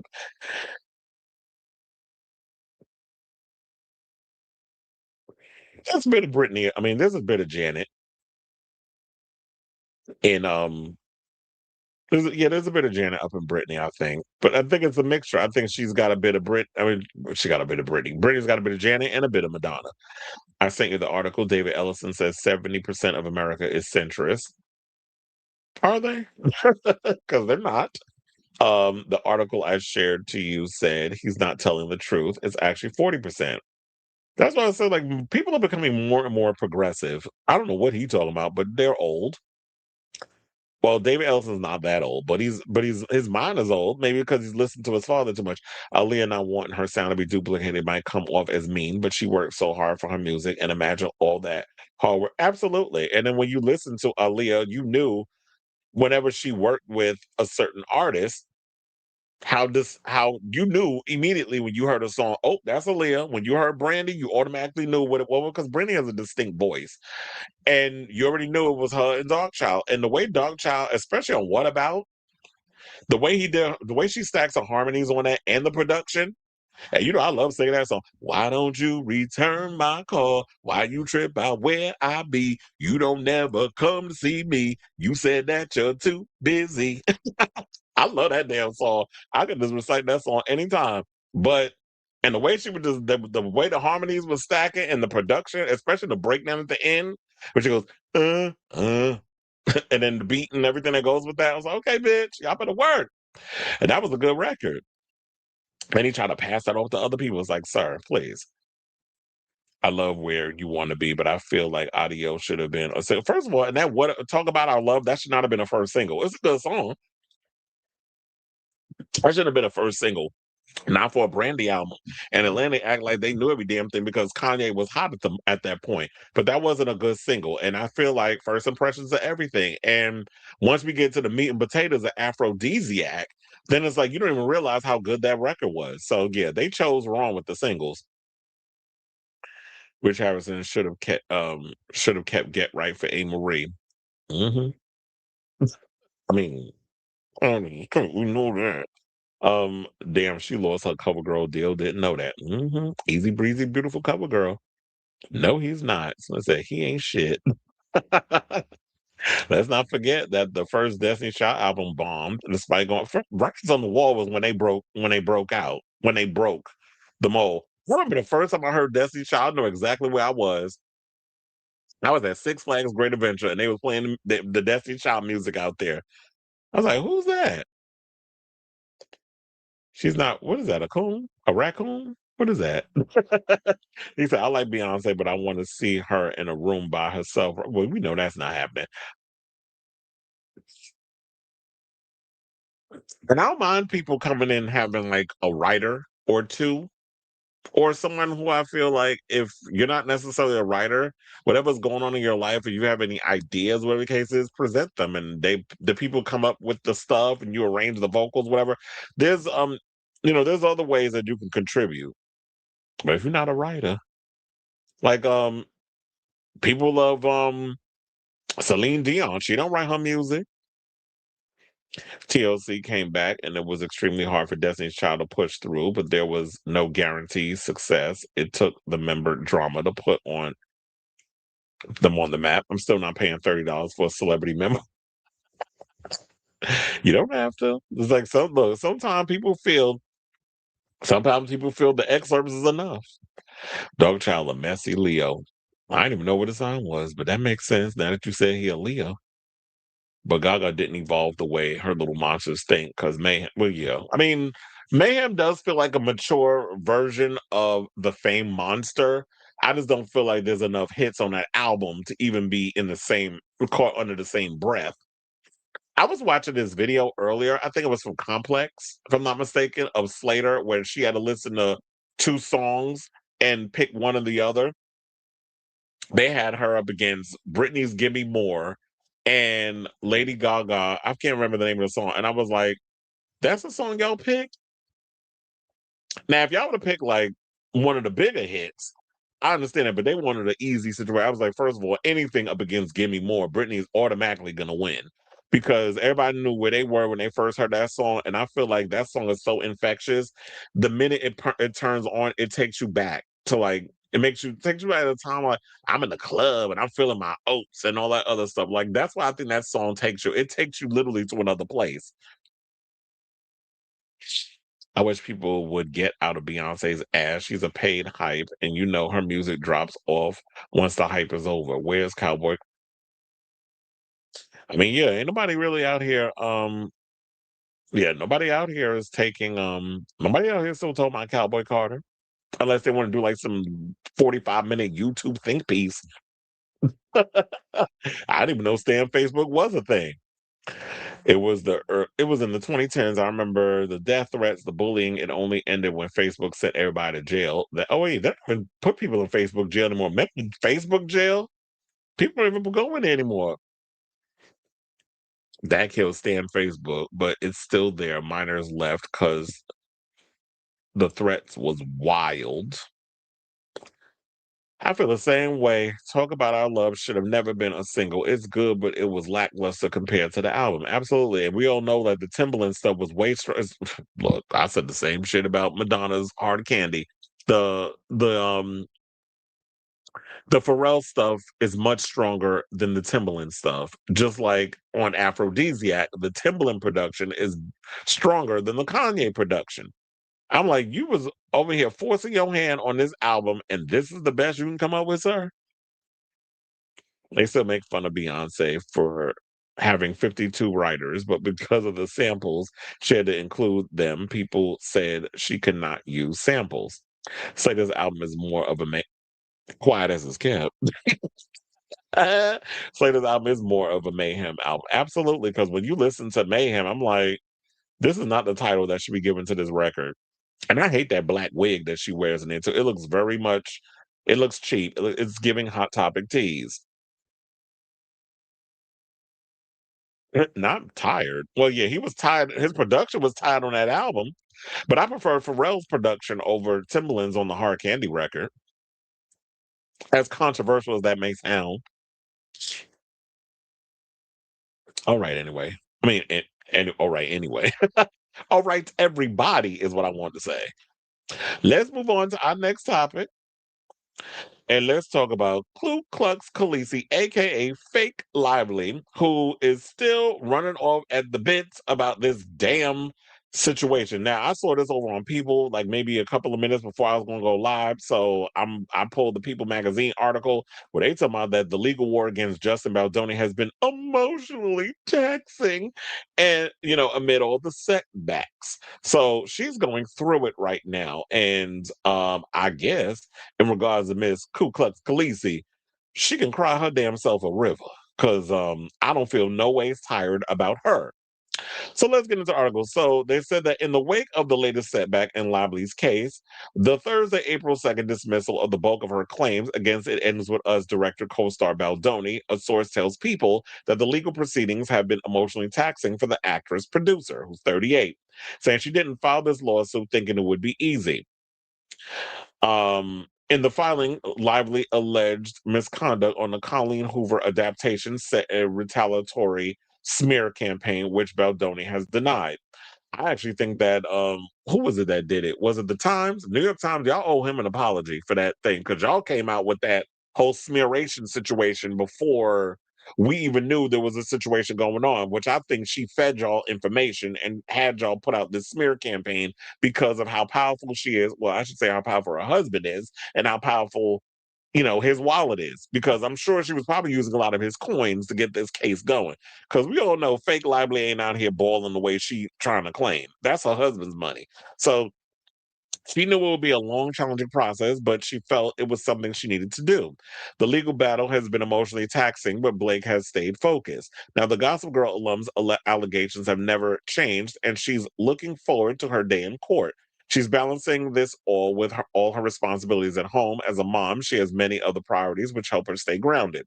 The insider is adding that the mom of four, she shares daughters James, who's 11, Inez, who's 9. Why would you name your daughter James? And Betty, 6, and son Olin, who's 3, with husband Ryan Reynolds, is excited for some quiet time this summer with her family once this is behind her. The newly insight into Lively's mindset amid her legal battle with Baldoni comes shortly after the actress shared a message to her fans and followers ahead of the former co-star's high-profile threat. And I do have that courtesy of Popcorn Planet. Shout out to Andy Sigmore over there, who went and posted this on his Instagram with corrections. Because Miss Thing out here putting out this fake ass post, and he put in some little corrections in the situation. So he posted in his headline, "We are sick and tired of Blake Lively and Van City Reynolds, is that their name? Gaslighting digital PR spin. The fact that she, once again, is cherry picking out of context quotes from a massive legal loss, spinning it to sound like a victory is insane. Blake seems to be spiraling. It's time to fact check her statements regarding the It Ends With Us ruling. Also, yes, that's our song playing in the background. Spread the word. I think I might have it on mute. But anyway, so yeah, so we're gonna go through some of what they said. Now, her attorney from Michael Gottlieb, and then we'll read her what she had said after the fact. But they said it is completely unsurprising that Brian Freeman does not understand the court's actual ruling. He didn't even argue the summary judgment motion he's now spinning, had to bring in another law firm, excuse me, for the trial, and that's just last week was reprimanded by the court for having filed legally frivolous claims. So then they put as the fact check, if Lively wants to discuss legally frivolous claims, look at the 10 of their 13 just dismissed. Gottlieb firm built an entire public narrative around sexual harassment claims a federal judge threw out entirely. Baldoni has zero personal liability on an order signed by Judge Lyman. No spin. If anyone not understanding his ruling, it's not Freeman. Sounds like Darvo to us. And y'all know Andy Sigmore has been harassed repeatedly by Blake's legal team because he's been really going and doing the digging and all this other stuff, and they've been coming at him. Also, I saw, I don't know how recent it is, but I saw Perez Hilton also from his deathbed was recording himself going in on Blake Lively and saying how her team harassed him for reporting on her in this whole situation and how he refused to back down. And when he finally got a legal team that was going to represent him, they backed off. So they've been trying to use their money and the power and the influence and the fact that she's an A-list celebrity to strong arm influencers and podcasters and people such as myself. They're trying to shut us up because they don't want us reporting the real story. They want to be able to control the narrative like they did with the Times, where you could go in and feed them whatever it is because y'all are all in cahoots with each other. A lot of these companies and the media and stuff, certain people work hand in hand with certain celebrities because they want to have that access. So they're not going to come in and tell you the truth on what's going on. So they're going to try to spin it to go after the little guy, and the little guy being Justin Baldoni because he's not somebody who has a lot of leverage in the entertainment industry. So they're going to go after him and try to shut him up. But I'm glad that he stayed the course. I'm glad that he has a lot of influencers who've been doing their homework and their due diligence behind the scenes and have been digging up stuff and holding Blake's fake ass feet to the fire. But that's not all because we got more. So let's go through the rest of it. So then they said, what the court actually decided yesterday is the Blake Lively provided evidence to go to trial on her core claims, but she spoke out against what she believes. I can't believe as small as it is, I can actually read it. Was sexual harassment on the set and suffered retaliation and harmed her reputation as a result.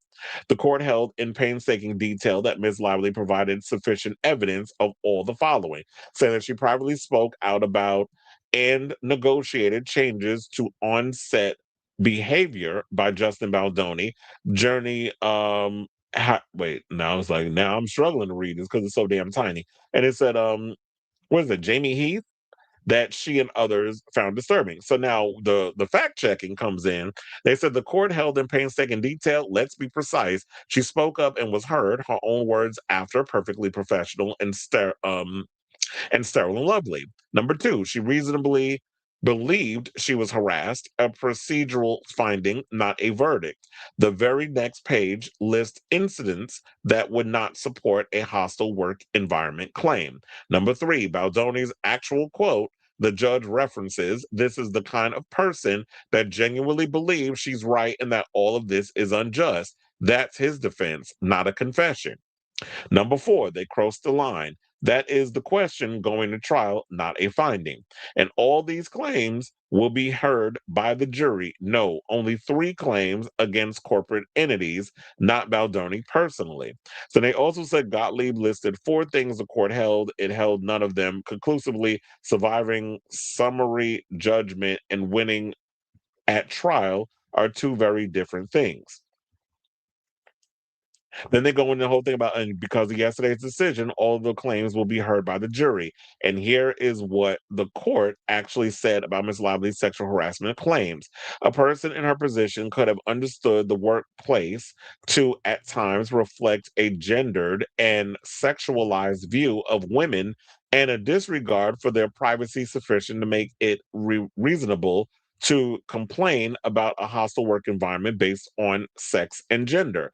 The court's ruling that Miss Lively's state and federal harassment claims could not go to trial and was about legal issues rather than the endorsement of the defendant's conduct. So then they also, so now the fact checking comes in. It says Gottlieb quotes the judge saying a person in her position could have understood the workplace to reflect a gendered and sexualized view of women. What they doesn't quote the same ruling on page 108 in the very next section. Several of the incidents either would not support a hostile work environment or would do so at most and minimally or in context.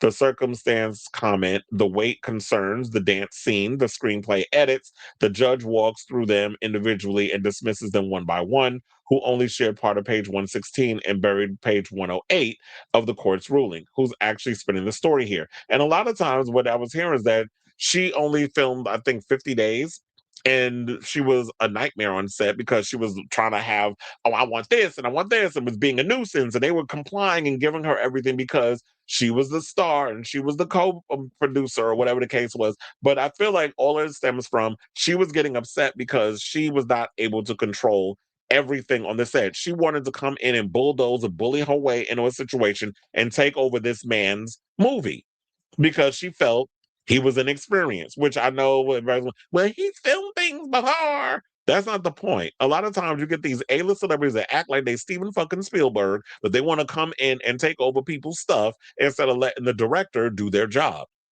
that they were paid to do. It was his movie, it was his thing. Let Justin direct, but she wanted to come in and act like it was her thing and try to take over. So there's way more. If y'all want to definitely read it, because we ain't gonna be here all day. It's like literally a little like 8 or 10 more pages of this. Definitely head over to Andy Signal or Popcorn Planet over there on Instagram where y'all can read all of the fact checking that he did. Otherwise, we're gonna be spending 40 minutes covering this. But last but certainly not least, let's get into this story. So according to Rob Shooter, he said Blake Lively is being urged to drop the lawsuit because enough damage has been done. So he says the pressure is mounting on Blake Lively, and this time it's coming from inside her own circle. Sources tell Naughty But Nice that friends, family, even those closest to her, are quietly urging the actress to walk away from her ongoing legal battle, saying people around Blake are begging her to settle. One insider reveals they think enough damage has already been done. And after a judge dismissed the majority of her claims, dramatically narrowing the case, those concerns have only intensified, saying this is not the win she thinks it is. The case is weaker now, and it's not stronger, but she's not backing down, saying that she's framing this as something bigger, a fight about digital violence and speaking out. No, what you're trying to do is silence a lot of people like us who are reporting on these stories. It has nothing to do with digital violence. You're not worrying about, oh, your poor reputation, whatever, because clearly your reputation is shot.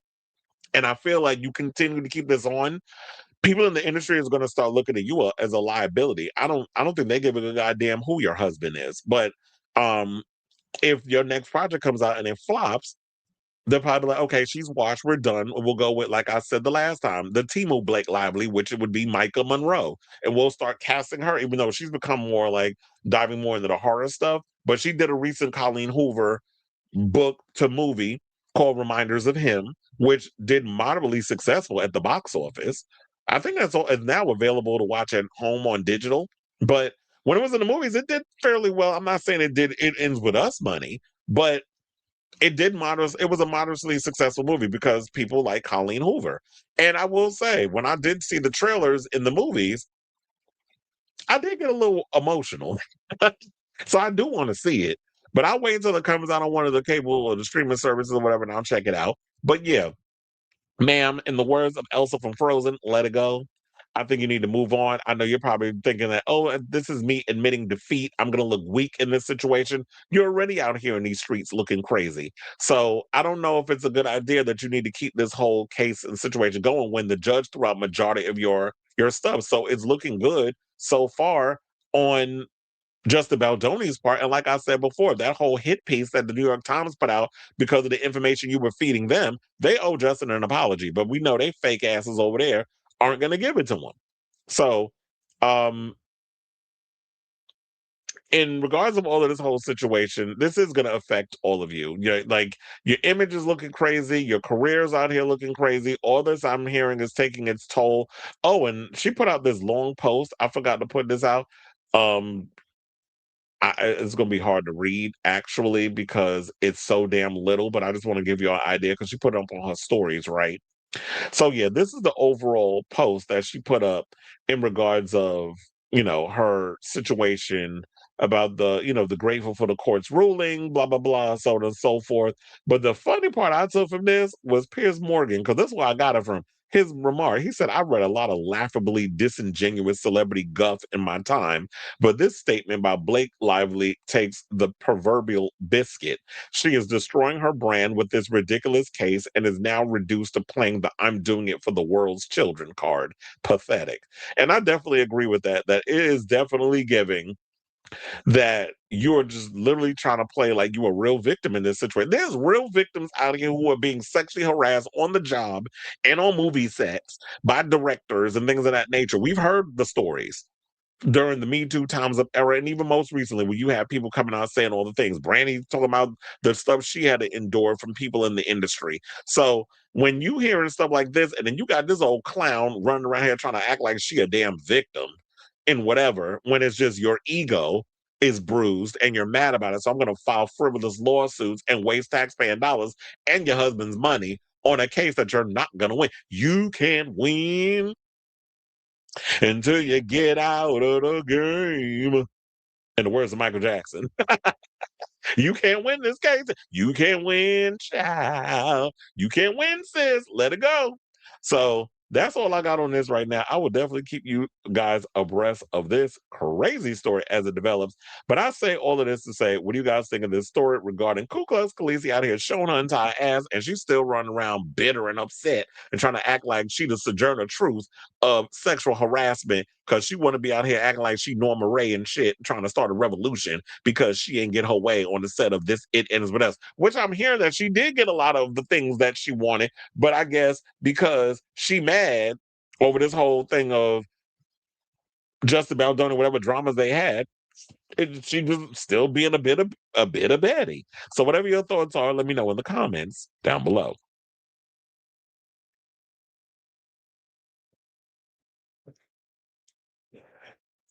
Her latest IG post basically labeled Brian Freeman a liar. She posted, I couldn't even find the IG post on there. I was glad that I came across the Piers Morgan Twitter thingy because I was on there looking. She got pictures of her husband, so I didn't even see it there. But calling Brian Freeman a liar and not understanding that they can still lose, and Brian hates females. So just, okay, girl, please. No, people don't hate females, they hate you. Why would you call her Ku Klux Khaleesi?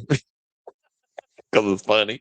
Um, Not Perez Hilton commenting from his deathbed. Look, that's why I was saying, I was like, damn, should I even go with that read? I mean, he technically was in the bed and he was dying. So I was like, yeah, he commenting from his deathbed on, her. She's giving Evil Dead rise. The South will rise again. All right, y'all. So now let's go from one messy, washed up celebrity to another. And let's talk about Jonathan Majors. So I know the last time we talked, we was talking about that Jonathan Majors had worked on some movie that was being produced from the Daily Wire, which is owned by that whiny nasal nose queen. Um, with the noodle dick. What's his name? Ben Shapiro. And there's some guy that Dallas Sonier's Bonfire Legend.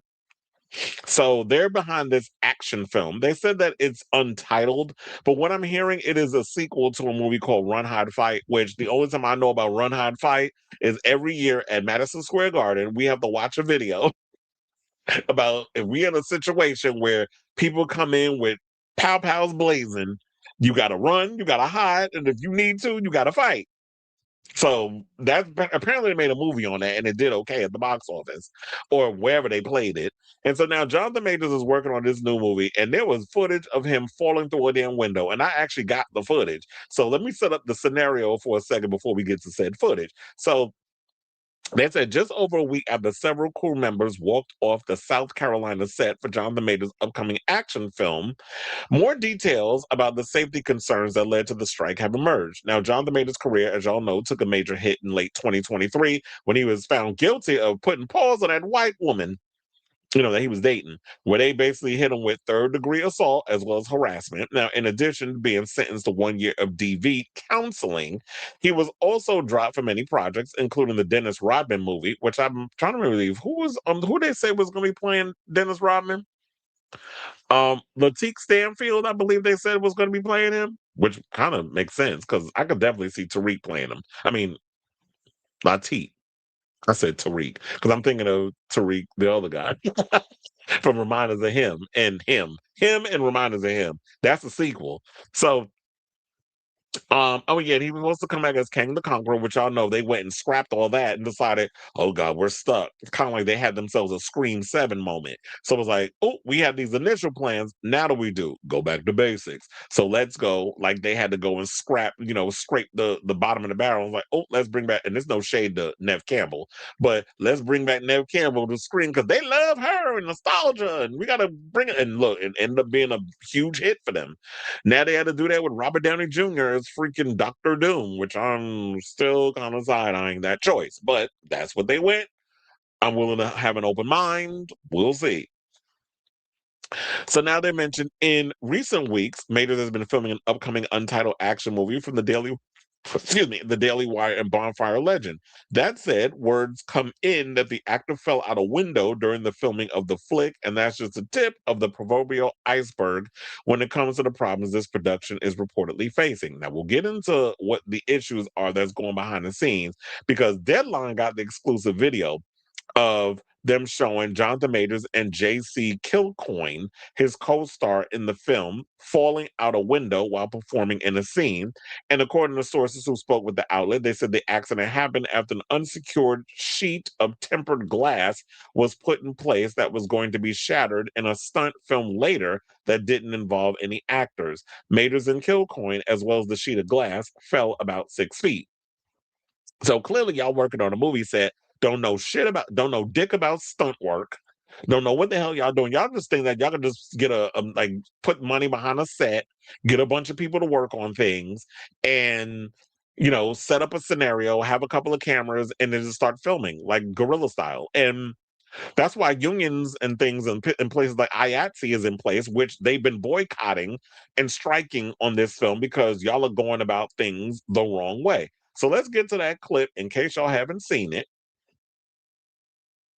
And we will come back and we will talk. Please hold. So you see up there, the only black person in the shot. And camera set. Here we go, guys. Ready? In 3, You got the 2, gun. 1, action. No! Yeah, so they fell back and then they both went out the window. Yeah. Good? I'm good. You good? I'm good, right? Did we shoot it? We shot it. Use it. I'm good. We're okay. I'm good. I'm good. Good. Okay. So they basically say, "Are you good?" and then telling them to use the footage. And I'm sitting there like, so y'all just willing to just be I just feel like at this point with Jonathan Majors, he just so happy to be on a set and getting work because he's been out here on the struggle bus as an actor that he's just gonna put up with whatever it is that they got going on over there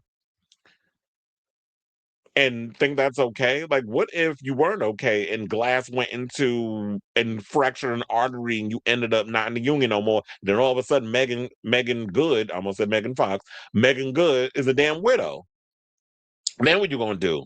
File a lawsuit, sue Ben Shapiro, wannabe Hollywood ass? Because what people don't know this about Ben Shapiro, once upon a time, probably not that long ago, maybe it was long ago, Ben Shapiro wanted to be a screenwriter. He was a failed screenwriter, couldn't hack it in Hollywood. This is why when you see a lot of these so-called conservatives that are very anti-Hollywood and don't like the movie industry or say all that crazy liberal whatever when it comes to Hollywood, which trust to believe, there's a lot of people that work in Hollywood that are far more conservative than you realize. But they put on this facade that they're, very liberal, very open-minded, that sort of thing. A lot of them are not.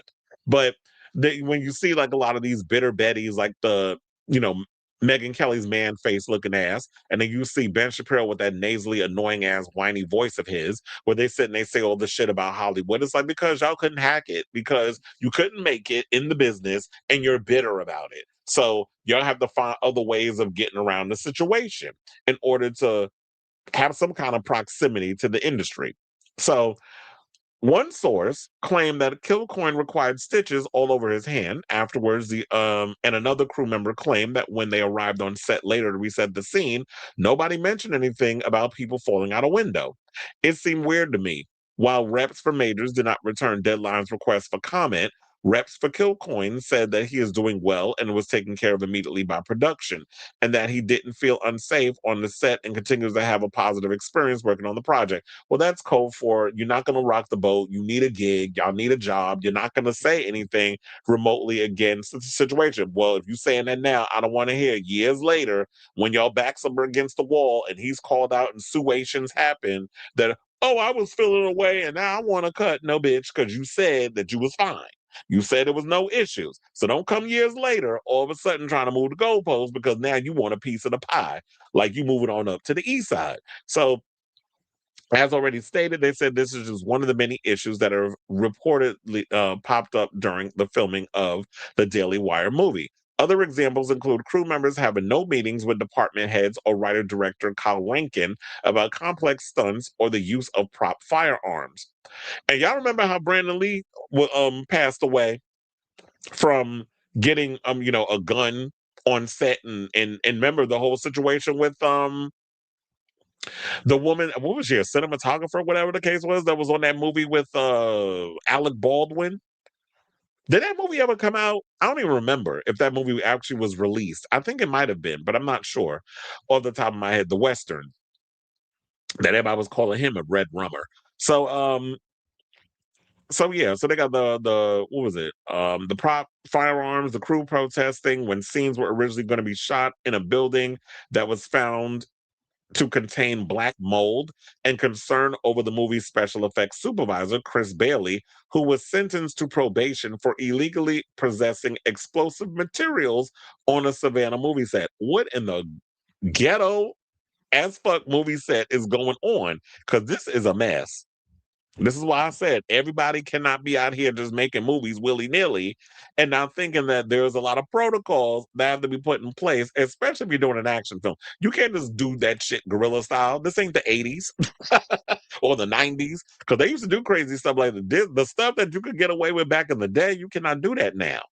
They said it's gotten bad enough that on March 26th, the IATSE, International Alliance of Theatrical Stage Employees, called for a general strike on this Jonathan Majors fronted movie because of these labor issues and safety concerns. Dallas Saunier, who runs Bonfire Legends, said in a statement that these producers have no intention of negotiating for a collective bargaining agreement with the IATSE. He claims that these strikers are trying to sabotage the few people who are still producing. We don't negotiate.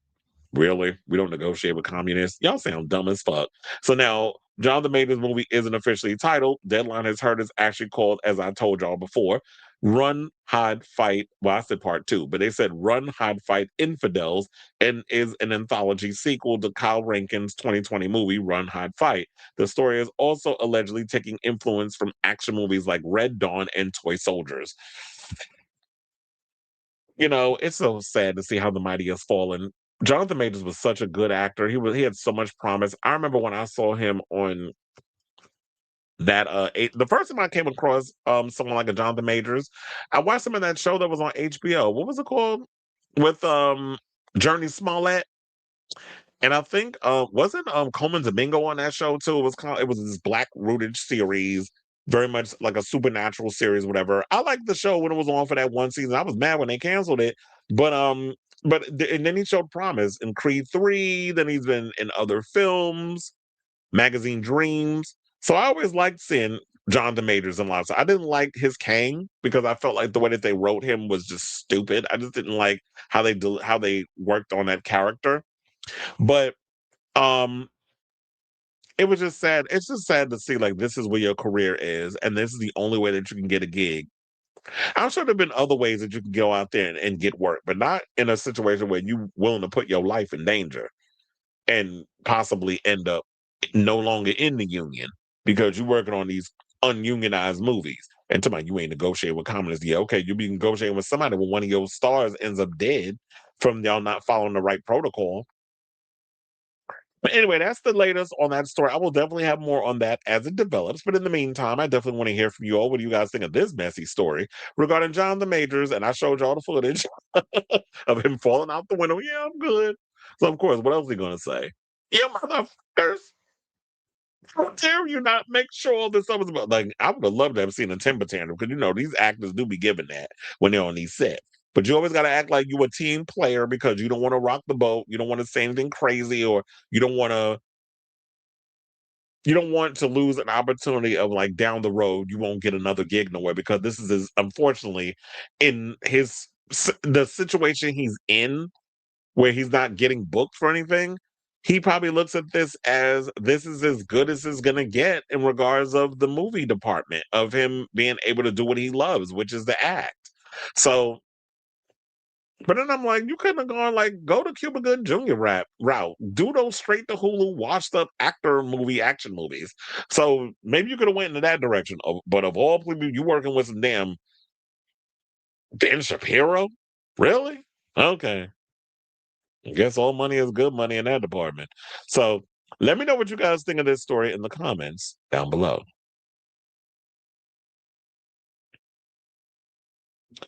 Thank you. It was Lovecraft Country. I cannot remember the name of that damn show, but I did like it.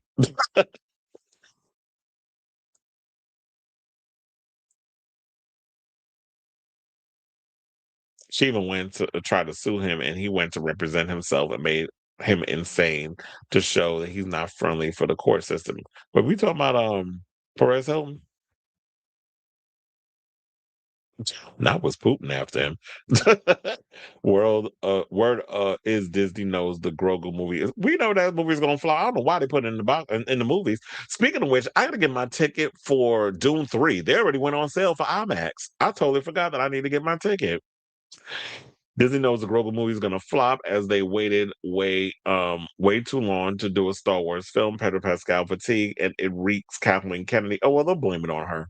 The part said, "Oh, this is a Kathleen Kennedy project," so that way they can move into the next era, which would be that last Starfighter film with Ryan Gosling. But yeah, when you look at something like a Mandalorian Grogu, which we would get to watch on the streaming service, and now you're trying to put it in the movies.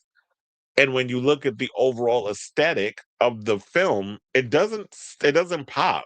Like, it literally looks like an expensive episode of The Mandalorian. That's what it looks like. So people are probably feeling like, why would I want to go to the movies and why would I want to go to the movies and see that when I've been watching it, I was gonna say for free, but it's not. I mean, unless y'all using that VPN thingy or y'all bootlegging it online, which you can do with shows. Why would I go spend money to go see that in the theater? Why would I spend $25 on a ticket when I could just wait till watch it for free at home or whatever? Exactly. Alyssa Edwards. I smell a stunt too. No, he's not. He's fine. I believe he spoke out on it. I just didn't care what the statement was, because it's probably going to be some typical Hollywood ass statement. Do better business like 500 million or 750. Grogu should have been a straight to streaming film, but because, well, you could have just did another damn season of The Mandalorian. Nobody asked for a Mandalorian movie. He said, I don't like Hollywood either. But it has its good and bad points. I think Hollywood is fake. You're right. Some of these Hollywood types just play to what's trending, which is why we see all these theories on YouTube, like, why is Hollywood dying and all this other stuff. Which, those are good videos. Yeah, ask Alec Baldwin crazy ass Haley Bieber's uncle. Oh, yeah, it's funny. It is Haley Bieber's uncle. I totally forgot, because Stephen Baldwin is her father. I do a lot of work, but I'm not mainstream. It's really fun doing what I love and not being bothered. But that's a good thing. But you can run around here and just do whatever you want without being bothered. There's a lot of people that would hopefully get to that point in their life and career. Now, Republicans don't like to follow rules and negotiate. Of course they don't. But when you're putting lives on the line to cut corners, you have to deal with those repercussions. And we'll see who actually distributes and picks up that film if it ends up going into the movies. All right, so now let's get back into the show. And let's talk about Charli XCX allegedly being a thief and stealing Scott Ferreira's music. So, the Wuthering Heights movie, I haven't seen it, but I did listen to the soundtrack, and I will say I love the soundtrack. However, Scott Ferreira went on social media the other day and kind of implied that Charli was out here stealing her demos and using them for the movie. So on Saturday, April 4th, Scott Ferreira dropped by a fan's Instagram comments after they reported a clip of the singer's 2012 music video, Everything is Embarrassing. Damn, she's been out of commission that long on Twitter. With the retweet, they questioned, I wonder what's her form of income. Now, Ferreira was led to the user's IG page, commenting on their most recent post, writing, someone sent me your Twitter account. I toured for years. I work. I hate to break it to you, but your favorite artist records my old songs. I hope that answers your question. XOXO Gossip Girl. No, she didn't say that last part. The XOXO she did say. So Charlie XCX's team has weighed in on Scott Ferreira's, who seemed to suggest several of her old demos were used on Charlie's Wuthering Heights soundtrack album without proper credit. Now, Ferreira was credited as a writer and vocalist on one album cut, Eyes of the World, but an exchange with a fan account on social media appeared to indicate that she made an additional contribution that weren't officially acknowledged. In a statement shared with Billboard, Charlie's team countered, insisting that proper accreditation procedures were followed and all credits were finalized and formally approved by the appropriate parties prior to the album's release. The whole thing spiraled out when a Twitter post by Charlie Ferreira fan account at Sky Ferrari, which has a sizable following and is apparently well known enough to warrant an Easter egg mention in Charlie's 360 video. They're quipping about how Ferreira, who notably hasn't released an album since her 2013, damn, it's been that long since her debut, makes an income, prompted a response from Ferreira in Instagram saying, I toured for years. I work, hate to break it to you, blah, blah, blah. We already read that. Now, the fan account then claimed to contact an industry insider about Ferreira's alleged extra work on Wuthering Heights. They posted a screen grab of an alleged exchange with this anonymous industry insider who said the Chains of Love intro was ripped from an old Ferreira demo called Ancient Idols, and that the Wuthering Heights track Altars, which I do love that song, by the way, was based on another Ferreira demo from 2015. The original Twitter post containing the screen grab from this alleged exchange has since been deleted. Well, funny enough, if you listen to a lot of the music, it does kind of give Sky Ferreira tease in regards of like the overall, like the tone, the sound, the delivery, and the vocals, or even kind of like the sonicness of the music. So I was kind of thinking that in the back of my head, but then we saw like that she got that one credit, so it kind of got me wondering.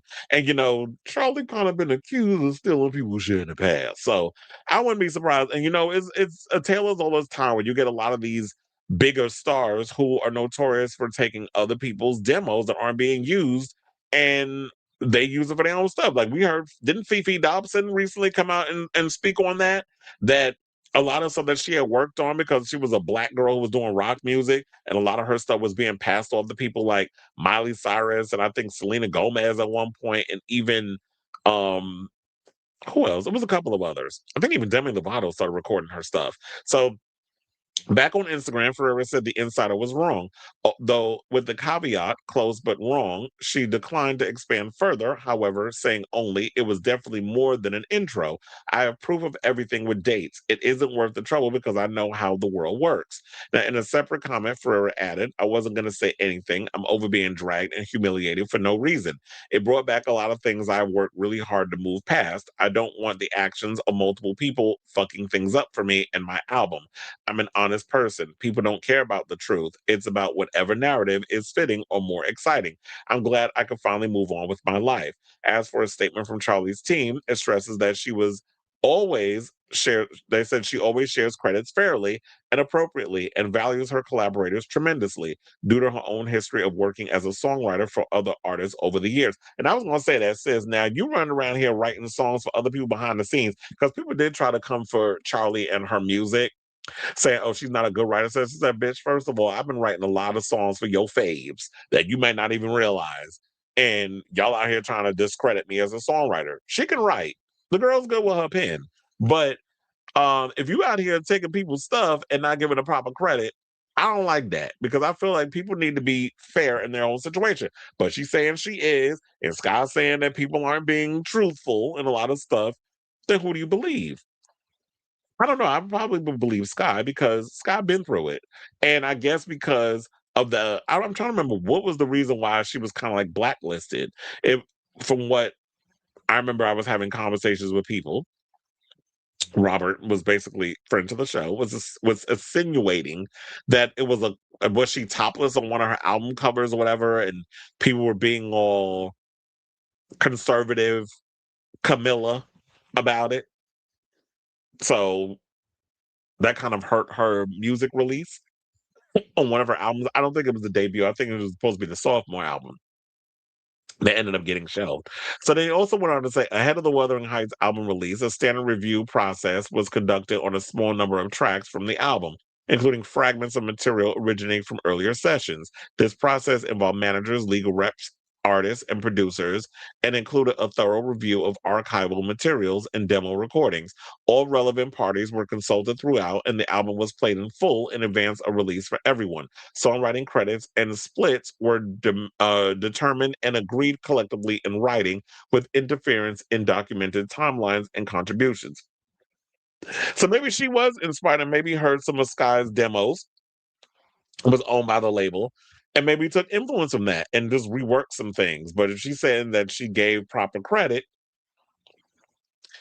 then I guess if you're not gonna be fully transparent in the whole situation, I hate when she said that because she said, look, it took her a long time to get to where she is today, where people are leaving her alone, but she's tired of the lies. She's tired of the narrative that a lot of people have taken in regards to her career and a lot of what she's had to endure behind the scenes, which we don't know anything about.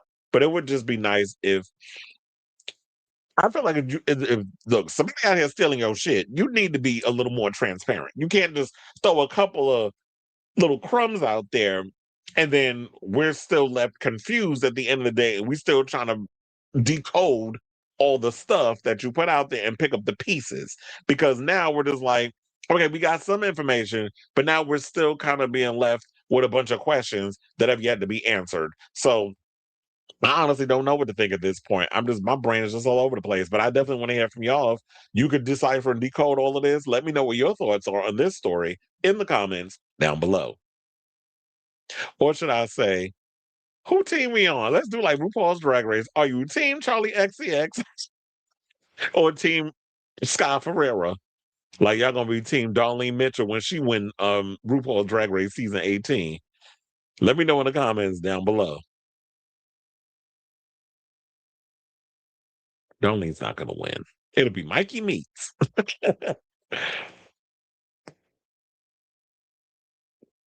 We have waited 84 years for Ferreira's masochism, bitch. It ain't never coming out. Oh yeah, that was the name of the album. I totally forgot. Poor Sky Ferreira, so much potential, but so little effort on her part. Listening to her only album with Dolby Atmos was a magical experience.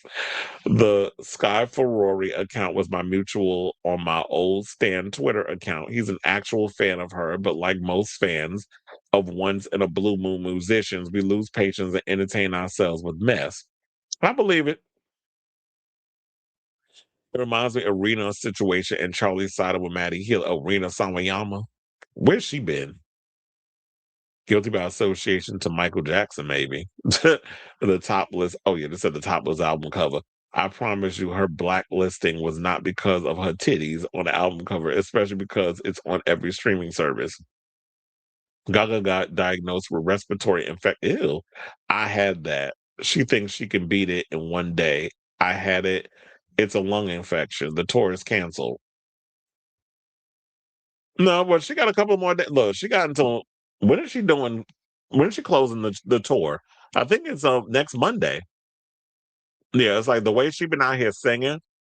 Um, she gotta go on vocal rest, so she's gonna have to probably cancel a lot of those dates. But next week, when is it? The 13th, I believe. Yeah, next Monday. She's supposed to be her final curtain call is at Madison Square Garden. That's the final show. So she needs to figure out what she's gonna do in that regard because if you got a lung infection, you have to clear that up. You can't clear that up in one day unless you got somebody that's gonna go inside your throat and scrape all that shit out. Like they got magical, like Neo when he scooped that bullet out of Trinity. If you could do something like that, and make it on stage the next day, that ain't happening. I was just joking, but of course, let's play along because we messy over here. He said both of their music is not all that swinging over. H&M music is not H&M music. I haven't been in the H&M in years. I don't even know what they playing in there, but I can imagine like that would be it. Charli XCX and probably some Taylor Swift. Handsome Scott Ferreira. If anything, Scott was blacklisted because she got arrested. What? That's why we blacklisted people because they was arrested. Like that's crazy.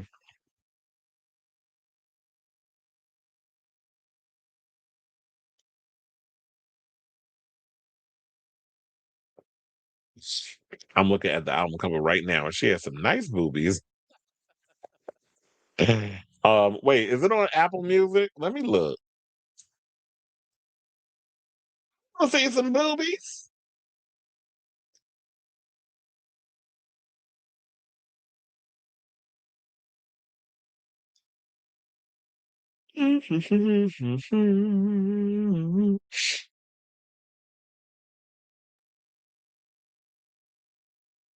Was that called Nighttime My Time? Yeah, that was the only album she came out with.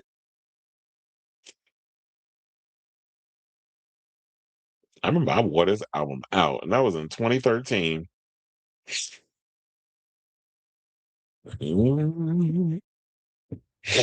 Anyway, let's get to the rest of these comments so we can move on with the rest. April 13th, there's only 3 cities left. She says she will postpone the tour because she wants to finish the tour, so it's a month being postponed.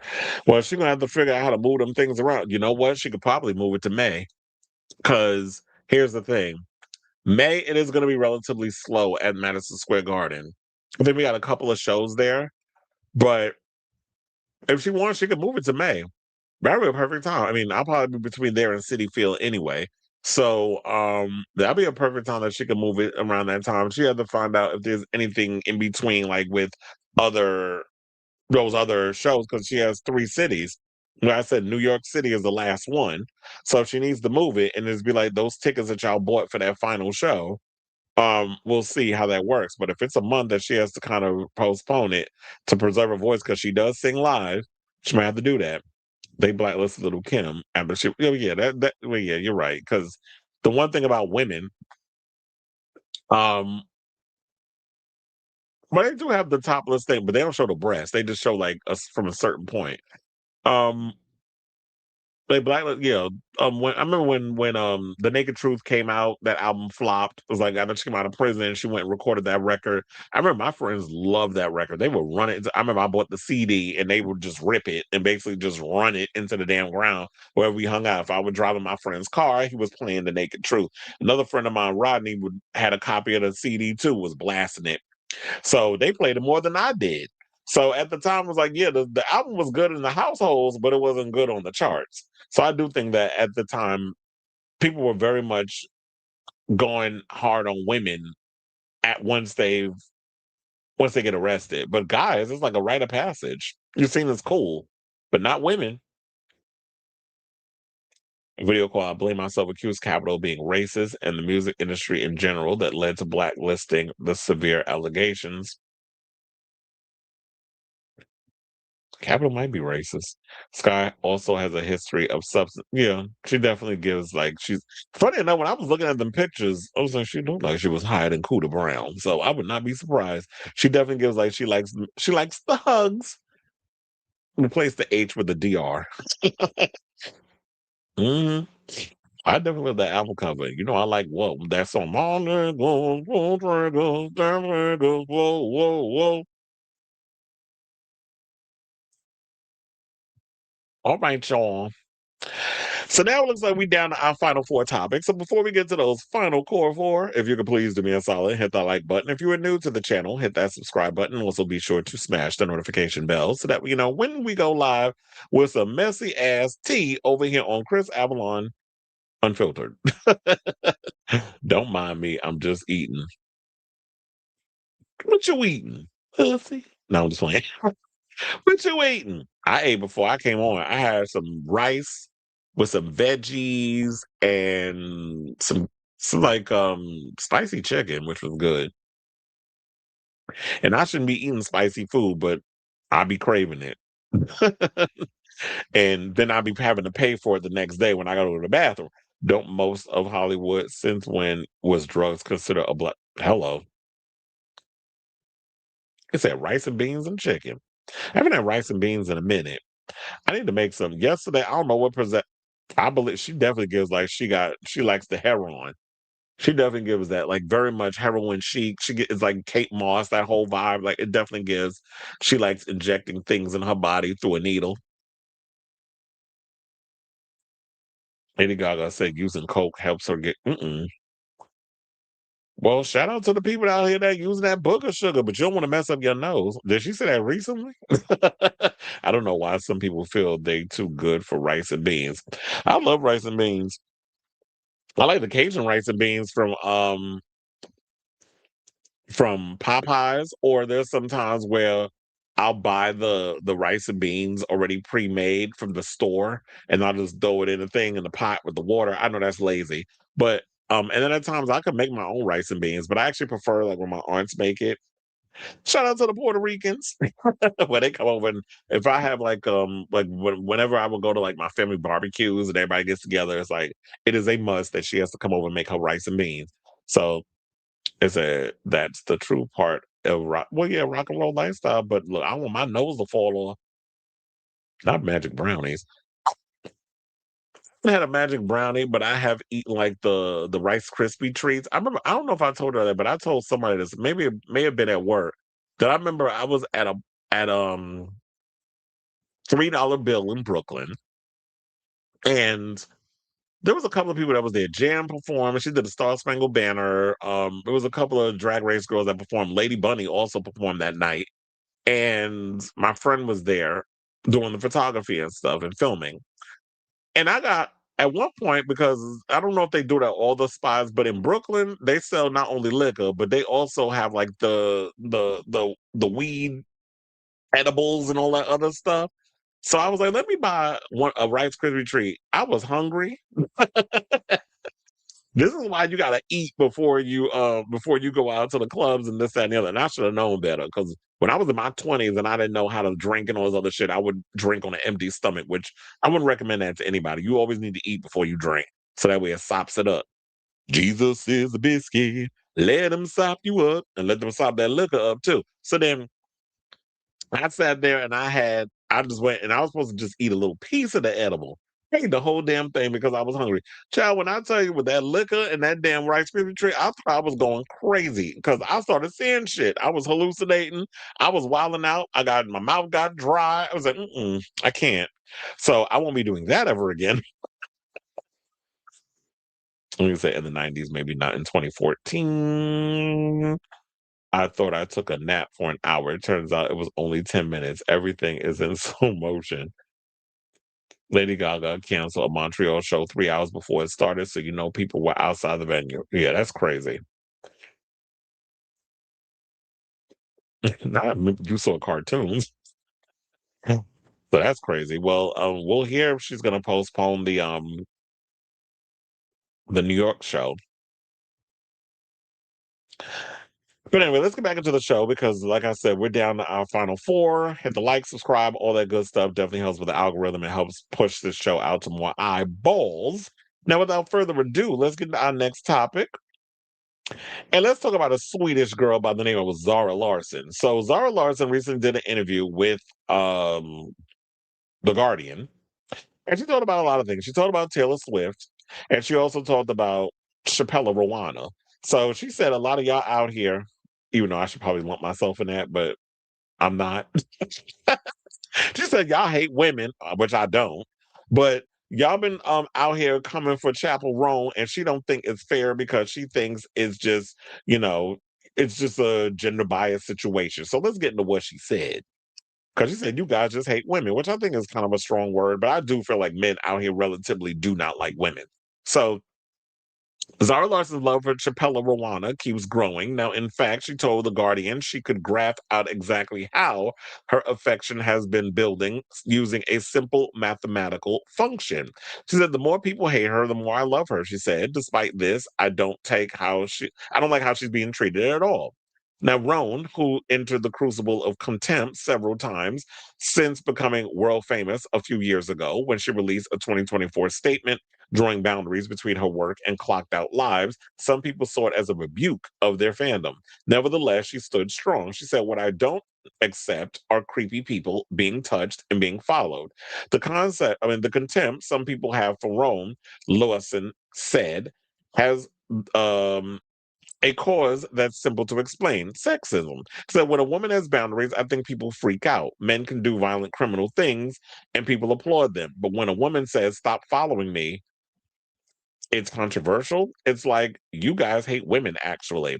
Now, Roan most recently faced public scrutiny when Brazilian soccer player Jorginho claimed that the artist asked a security guard to chastise his wife and 11-year-old stepdaughter in extreme aggressive manner, for the tween having the audacity, the unlitigated gall to walk past Roan and smile at her. The guard, he claimed, chided the mother and daughter, saying, "The mom shouldn't allow my daughter to disrespect or harass other people." Well, it turned out to be a big misunderstanding.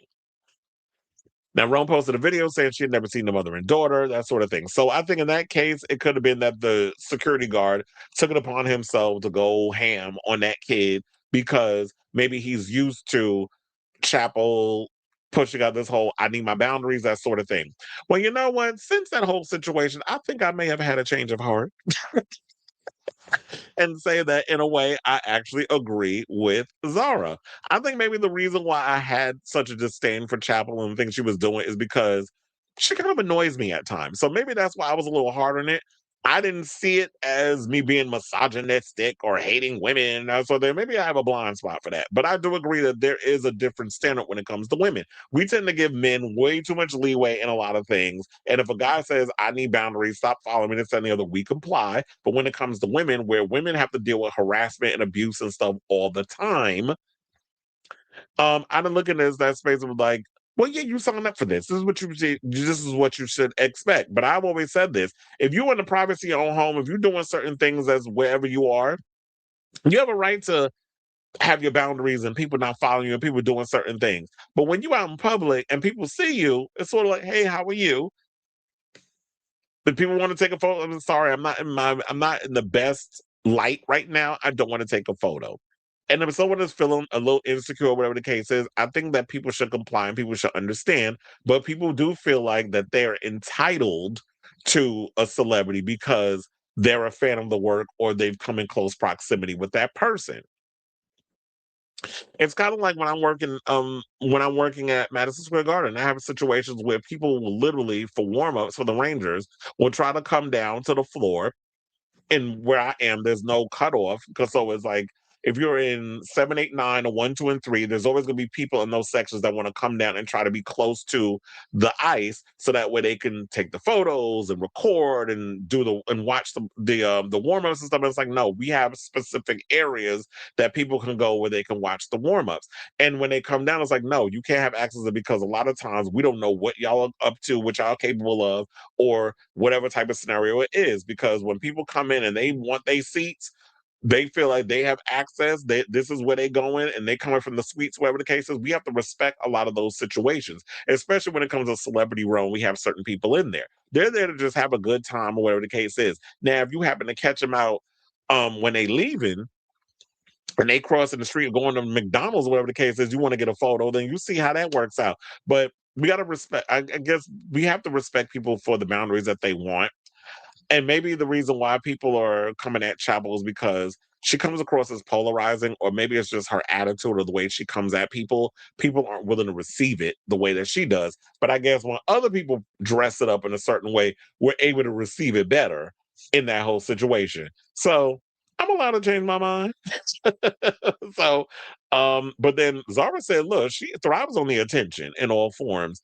and said that when I was younger, I was like, oh, I can't wait to have paparazzi outside my house. So there's people that thrive on all that stuff, that know how to handle it. And you have to realize that there's a lot of A-list celebrities out here who don't really know how to handle fame and all that other stuff. Zara Larsson has had enough time to process all of this because she's been an overnight success for the past 10 years. Whereas Chappell just became famous not too long ago.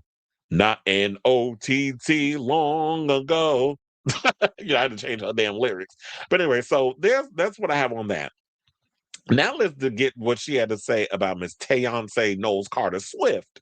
So she recently also in the interview basically had to clarify um a statement that she made because she criticized the music charts and begged for a #1 under the same breath. So in a recent interview with The Guardian, the Swedish singer declared that I declare that playing the chart game is so dead to her. She refused her label Epic Records' request to release a single before the deluxe edition of her album Midnight Sun, calling chart strategies depressing. She said, no one's looking at the charts but industry people and maybe Taylor Swift fans, she said at the time. And of course, the Swifties got they baby tits in a damn twist and decided to spark a whole online debate with the situation. So, which caused Larsson to backpedal and clarify what she meant. Which I don't think I took that as a negative because quiet as it's kept, you Swifties do sit up here and bird watch the goddamn charts like it's the second coming. Like y'all waiting for Jesus to come back from the dead or to be resurrected.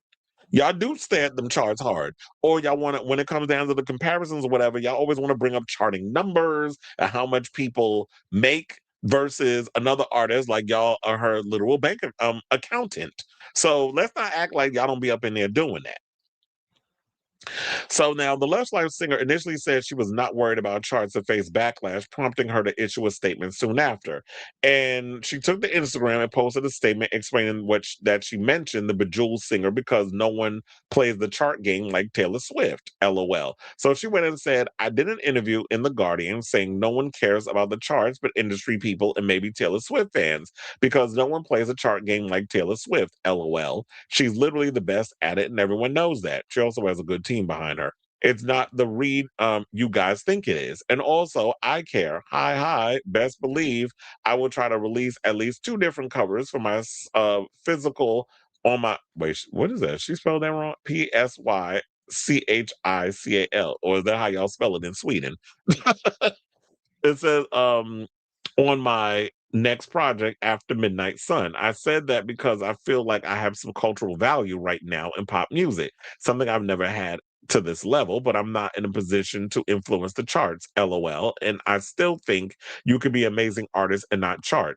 Absolutely. Because there's a lot of people out here who are great artists selling out places, doing well on the touring scene, and their music is not really charting on the charts. I guess we could say that about Benson Boone. Benson Boone ain't out here charting, but apparently he's selling out arenas and about to go on tour again. Those 2 things are not mutually equal to me and shouldn't be to any fans either, but I still want #1. Please make Midnight Sun #1, please. That would be so mega, please. Like, girl, stop begging. Just stick around and say what you meant. Is the fact that, you know what, there's nothing wrong with saying that, you know what, there are certain people out here who overtly care. Labels care because they're still caught up in the old guard of how things are done. And then you have people like Taylor Swift, who is obsessed with charting because every time her contemporaries release music, don't you be trying to release a new song or a new version of that album? How many versions of this new album that she has out, almost called it Torture Poets Department, The Life of a Showgirl? How many versions of that has she released already? And every time somebody would release a record, she would all conveniently just release another version of that album.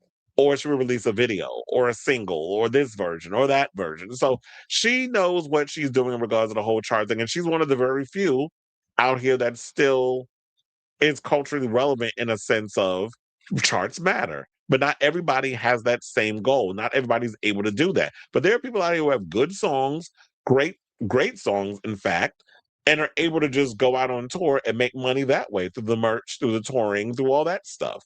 So everybody's not able to be a Beyonce or a Taylor Swift and stuff because a lot of times these labels aren't really putting the money, the time, and the investment in these artists. So I totally understood where she was coming from. But a lot of y'all be out here looking for somebody to read another artist because y'all want those endorphins to kick in and y'all just want to start flying off the cuff and losing y'all shit. That's just how I feel like some of y'all just be wanting to be on these charts. So yeah, Midnight Sun is out. It was released last year in September and includes songs like Pretty Ugly, which has become a big hit thanks to Mia Starr and Juicy Love Dion, where they had their little thing on RuPaul's Drag Race, and now they've been taking that version of the song and performing it on the road, which I think is smart. Then she also has a song Midnight Sun and Crush, which I do love Zara Larsson. I've always been a fan of hers. I'm glad she's finally getting her just due. And while this album may not be one of my favorites of hers, um, I enjoy whenever she puts out music. So I'm looking forward to more to her. I don't think that she was saying anything in a malicious way. People just looking for a moment to just be upset about some BS. So yeah, there you have it. I ask all of this for you. What do you guys think of what Zara had to say? Do you feel like people were just blowing things out of proportion? And what are your thoughts about what she had to say on Miss Chappell Roan? Or I was gonna say Chappell Rowana, because I like changing people's names. So let me know what you guys think of this story in the comments down below.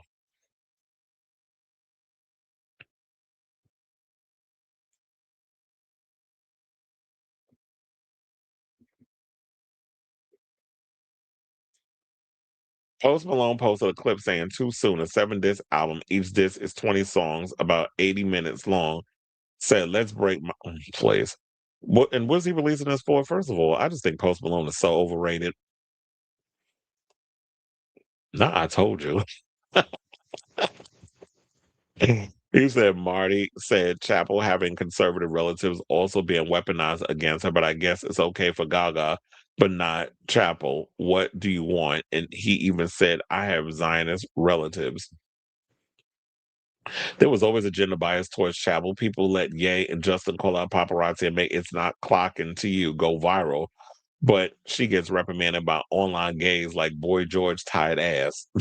Well, first of all, I did call out Boy George because Boy George, I was like, how you running around here trying to tell Chappell how to behave around people? When I told you I have two friends who work personally with Boy George that told me stories about him. Daniel Dardicio and another friend of mine who goes by DJ Relentless, who now lives in Canada.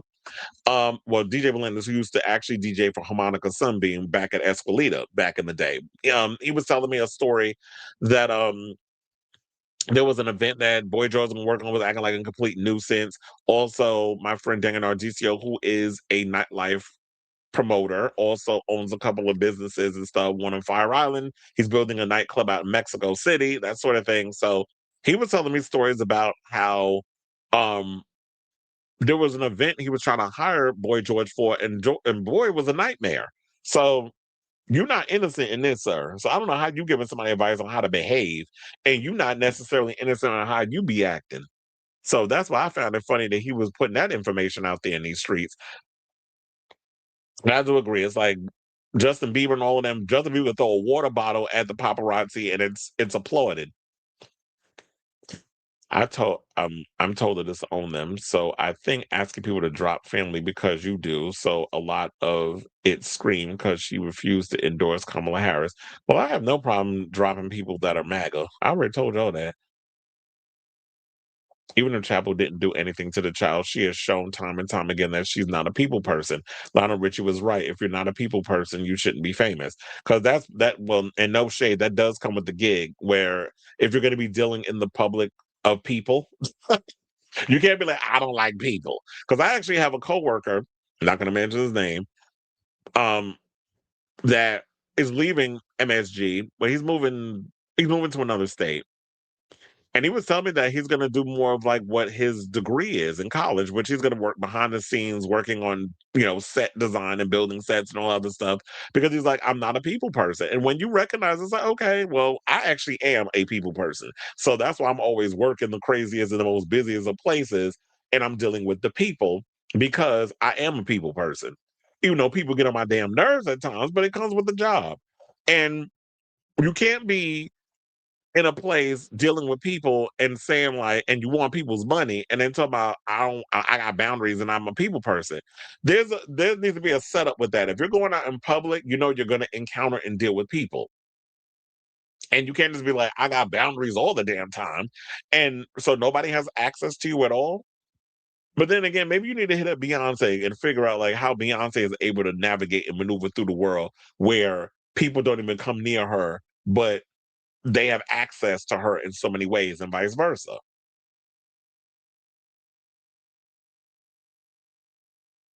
But that's Zara Larsson. You said, I don't even know the girl on the pic next to Taylor. I'm a 90s music girl. Part of me feels like Zara wouldn't be saying all this about charts if she was one of the main pop girls that could actually debut at number one. This isn't paparazzi waiting for you at your house behavior. Hmm.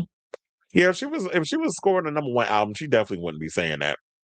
The only charts that matter to Stan fans is the Spotify charts. Child, I don't even use Spotify.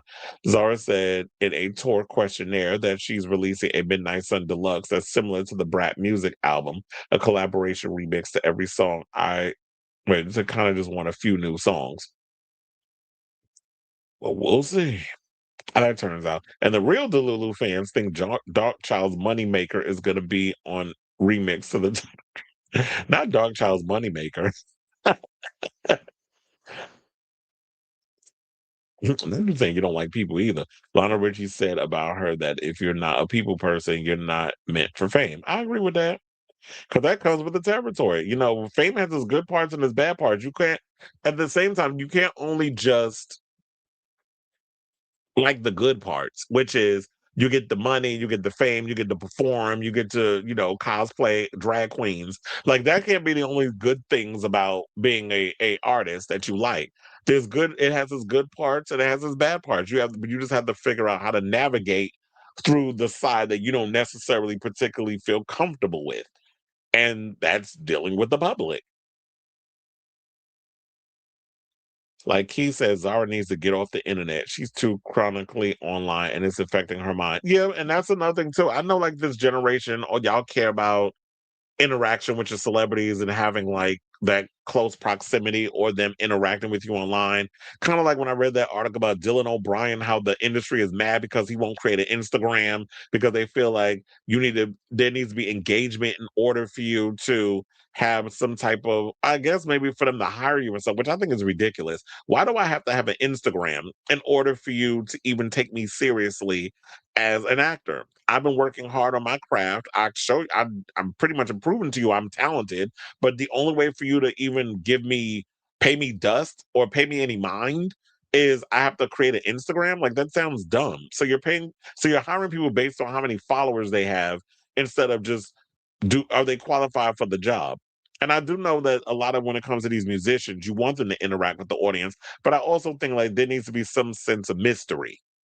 We need to bring mystery back to music and just artistry as a whole. And if you need to use your Instagram or your social medias to interact with the fans, then you pop out. But you don't need to be on here acting like you us with the social commentary. You don't need to be doing that. All right, y'all. So now I guess we on this soul train of let's defend female artists because now we got to get into this story. Let's talk about Doechii, who I'm sure y'all probably heard by now. Doechii has a song with Lady Gaga that they're releasing for the Devil Wears Prada 2 soundtrack. Heard the song. It's okay. I mean, I heard like what I heard in the trailer. I haven't heard the song. But nevertheless, from what I heard, it's all right. Nothing to brag home about. I need to hear the whole thing before I critique it in full.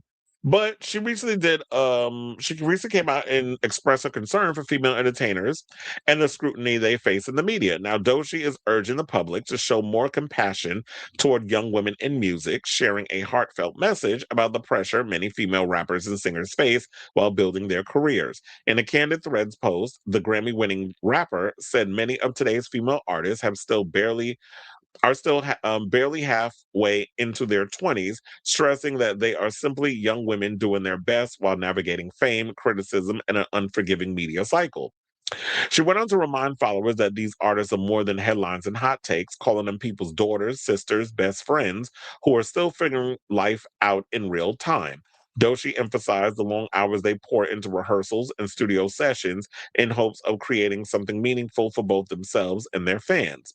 The Florida native also highlighted how emotionally exposed the creative process can be, describing music as a very vulnerable craft. Her message appeared aimed at critics quick to pile on female performers over missteps, performances, or public growing pains. Closing out the post with direct plea, Doechii asked audiences and the media alike to have grace and lead with kindness, underscoring that many of these women are simply trying to evolve under a spotlight that rarely allows room for mistakes.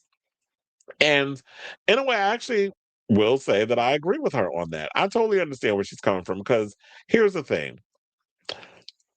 In a way, I'm glad that the generation which I come from, the Beyoncés, the Aaliyahs, may she rest in peace, the Brandys, the Monicas, the Britneys, even though Britney went through hell with the paparazzi and stuff, the Christinas, a lot of that generation, they were able to grow up in a spotlight in a way where they don't have to endure a lot of what the newer generation has to deal with, which means that they are on 24/7, where it doesn't just let up with the paparazzi and the tabloids like the Star magazines and the National Enquirers and all of that stuff. We got TMZ, we got Perez Hilton, we got all these other people that blog and just spew their business on a 24/7 basis. And even I'll say even me.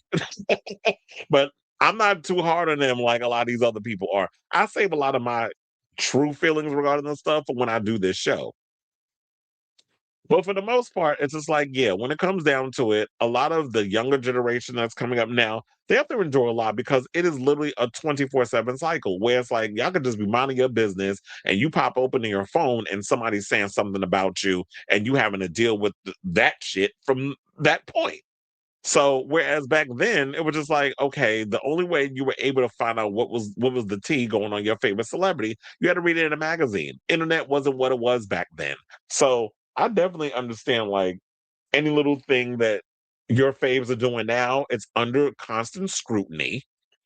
You know, they wear an outfit, they're being criticized by so many different people with an opinion in a phone based off of what they're wearing, how they look going down the street, who they friends with, who they allegedly dating. So it's a 24/7 cycle. It's kind of like I don't know if this might be a bit of a reach, but it also kind of gives like back when I was growing up, if I got into a fight in school and I got my ass kicked, it only lasted from okay, I got my ass beat at 3 o'clock.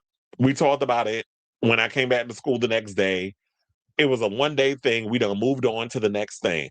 It's not an ongoing thing where it's like, okay, I got into a fight.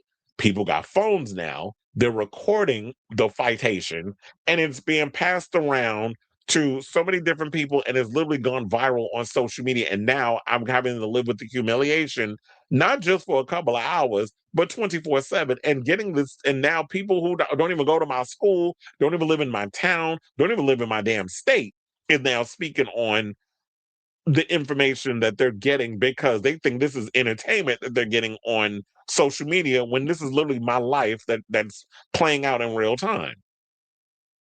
So I would never want to trade, which a lot of this new generations do. I'm glad I grew up in the time in which I grew up in. That makes me sound old or whatever when people try to come up here and read me on that. Oh well, with age comes maturity. And I'm just be waiting, like, hopefully y'all ass get to my age, which you better hope that you can make it to your 40s and have this type of mentality. So read away if you want. I'm content with where I'm at, but I would never want to trade what this new generation is going through based on how I grew up or how I would see celebrity, the way celebritydom was in the 90s and the 2000s versus today in the 2020s. So I totally get it what Doechii's talking about, but let's read some of these comments that I saw over here at the Jasmine brand, which is where I got that story from. One person says she's right, especially if you claim to care about Black people, should include BW and girls too. Is that Black Women BW? I don't know, because sometimes I don't be knowing what these little initials be. Another person said, torn apart. How can these new female artists learn to be original? Okay, now you doing the most. Another person said, Missy Elliott is the best consistent one. Another person said, sad, but unfortunately that happens when you are a female rapper. And another person said, if you, the artist, stop trying to make headlines every day, stop trying to compete and be a baddie, polish your craft, study, understand, this business isn't going to change. So while you're in it, make your impact and keep it moving. Beyonce is the bar, her attitude, work ethic, endurance, etc. Stop complaining and grind. And before you say it, this goes for guys too. But here's the thing, Beyonce came up in my era, so that's different. Beyonce was able to make mistakes and all that other stuff before social media became a thing. Beyonce and I are the same, around the same age. I done spilled the tea. Well, I done told y'all I'm 2 days before her. But Beyonce, she came up in a different time. She was born in the 80s, a child in the 80s and 90s. And so you can't compare a Doechii to a Beyonce. They come from two different eras. And Doechii is one of the rare few artists that actually are not out here specifically trying to make headlines for the sake of making headlines. We're not talking about these clowns like these Ice Spices with mid-ass talent, or that one that looked like a walking STI. What's her name? That just did Sexy Red, huh? Now, we're not sitting there talking about these people that is like y'all talent is mid, so you gotta create controversy in order to get attention. Doechii is actually out here being an artist. She's out here giving you performance and fierce rap skills and all those things. So I feel like a lot of y'all, when y'all trying to come up here in these comments with your little side shade, your cockeyed shade, it's neither here nor there. Another person said, Ashanti said this very thing back in the 2000s. She was constantly being criticized for her voice and dancing. Well, yeah, she would do the bare minimum with the dancing. And with so much humility and grace, when asked about the negativity, she simply said, I never said I was the best singer or dancer, but I always give my best. Fans nor media are ever this critical of men, and those most critical can never do what these artists are doing. I stand with Doechii. Hashtag. So yeah, and then people still calling her a plant. It's like y'all are so tired and late with the industry plant shit. Um, and then last but certainly not least, another person said it's hard to stop because it's negative, jealous people who troll regular people up to artists and entertainers. Some blog pages make millions on creating videos about everything artists do. The more they're embarrassing, the better. I think many artists should refrain from using social media and just have someone on their PR team to post on their behalf. That could be a thing, but I mean, who said there aren't artists that do have people posting on their behalf? 'Cause they do.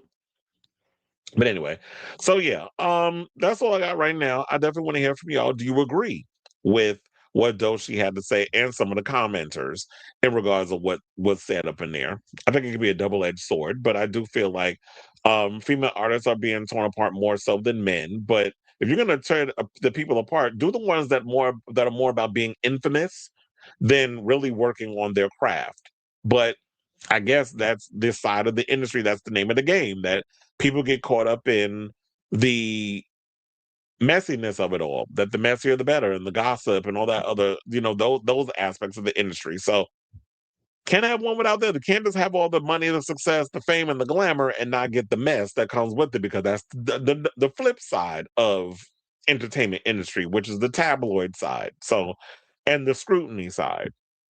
There just needs to be something, but they're not even putting the money and the effort into that in the industry. Remember, they used to have like etiquette classes and how you media training and that sort of thing. They don't do that anymore. So it's hard for a lot of this generation, especially to figure out how to navigate through the mess without the media training to know how to handle a lot of what comes with the industry, the negative side. So let me know what you guys think of this story in the comments down below.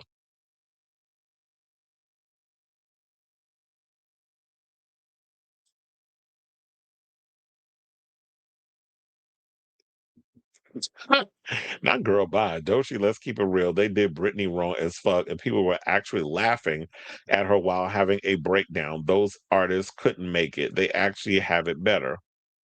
These artists couldn't make it. They actually, yeah, and even though there were artists of my generation that couldn't hack it, you gotta grow a big shit. I can't even talk. You have to grow or learn to grow a thick skin if you're gonna be able to survive in this business. Diamond Evie says, "Hey, boo," and also stop doing stunt queen shit as well. Some of these artists want attention, but hate when it's bad press. Yeah, that's another thing. You can't pick and choose what type of press which you're actually gonna get. Doechii has literally done so much bullshit, like flashing her, nuh on the red carpet and doing the most. I like her album, and I'm thinking I didn't know she did that. I mean, when you're popular, you get mass praise and mass criticism. The hate is exaggerated, but so is the love. I said it was so much easier to get away with stuff back in our days. So I got more Gaga tea. This is bad. She canceled the show 30 minutes before the door opened to go to the arena part. They already scanned tickets, letting people in. So now what are you gonna do? Because you get in, you scan the tickets. Now those tickets are probably gonna have to, well, I don't know if they're gonna refund them or they're gonna have to use them for a later date. But hopefully they're able to work it out, because if somebody says, "Oh, you came here already and we scanned these tickets," and hopefully there will be something put in place where the ticket takers, because look, with my job, what I work in guest services. So we have people who work guest services, so we're dealing with people inside the arenas. So if they, checking the tickets, making sure they know where they're sitting, any kind of issues that's going on in the arena, we have to make sure everything is copacetic. Also, we have people that's from our department that does ticket taking, which is they work 3.5 hours. They make a shit ton of money doing that. And it's like they're there just to scan people to come in, and they keep people at certain gates just in case you have some last minute stragglers that come in. Then they send out, some of the, what we do at the garden, some of the ticket takers actually relieve us for breaks or whatever, because usually either on the floor or on the sixth floor, which is like the most, they feel is the most busiest and more important of floors because they pay more money down there. Um, then we get relieved, and then they cover those, and then that's it. So if you have those people that's going to be there scanning those tickets, I'm probably going to have to talk to some of the ticket takers, because I actually know one of the ticket taker managers.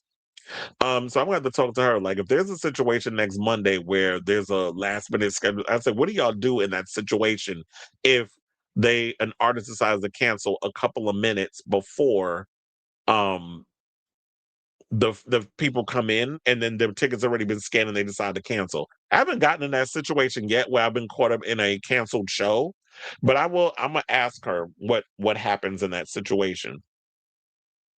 I can tell you why media training died. Cardi B called it fake, saying we have to pretend to be someone we're not. That's media training. And is this the 90s?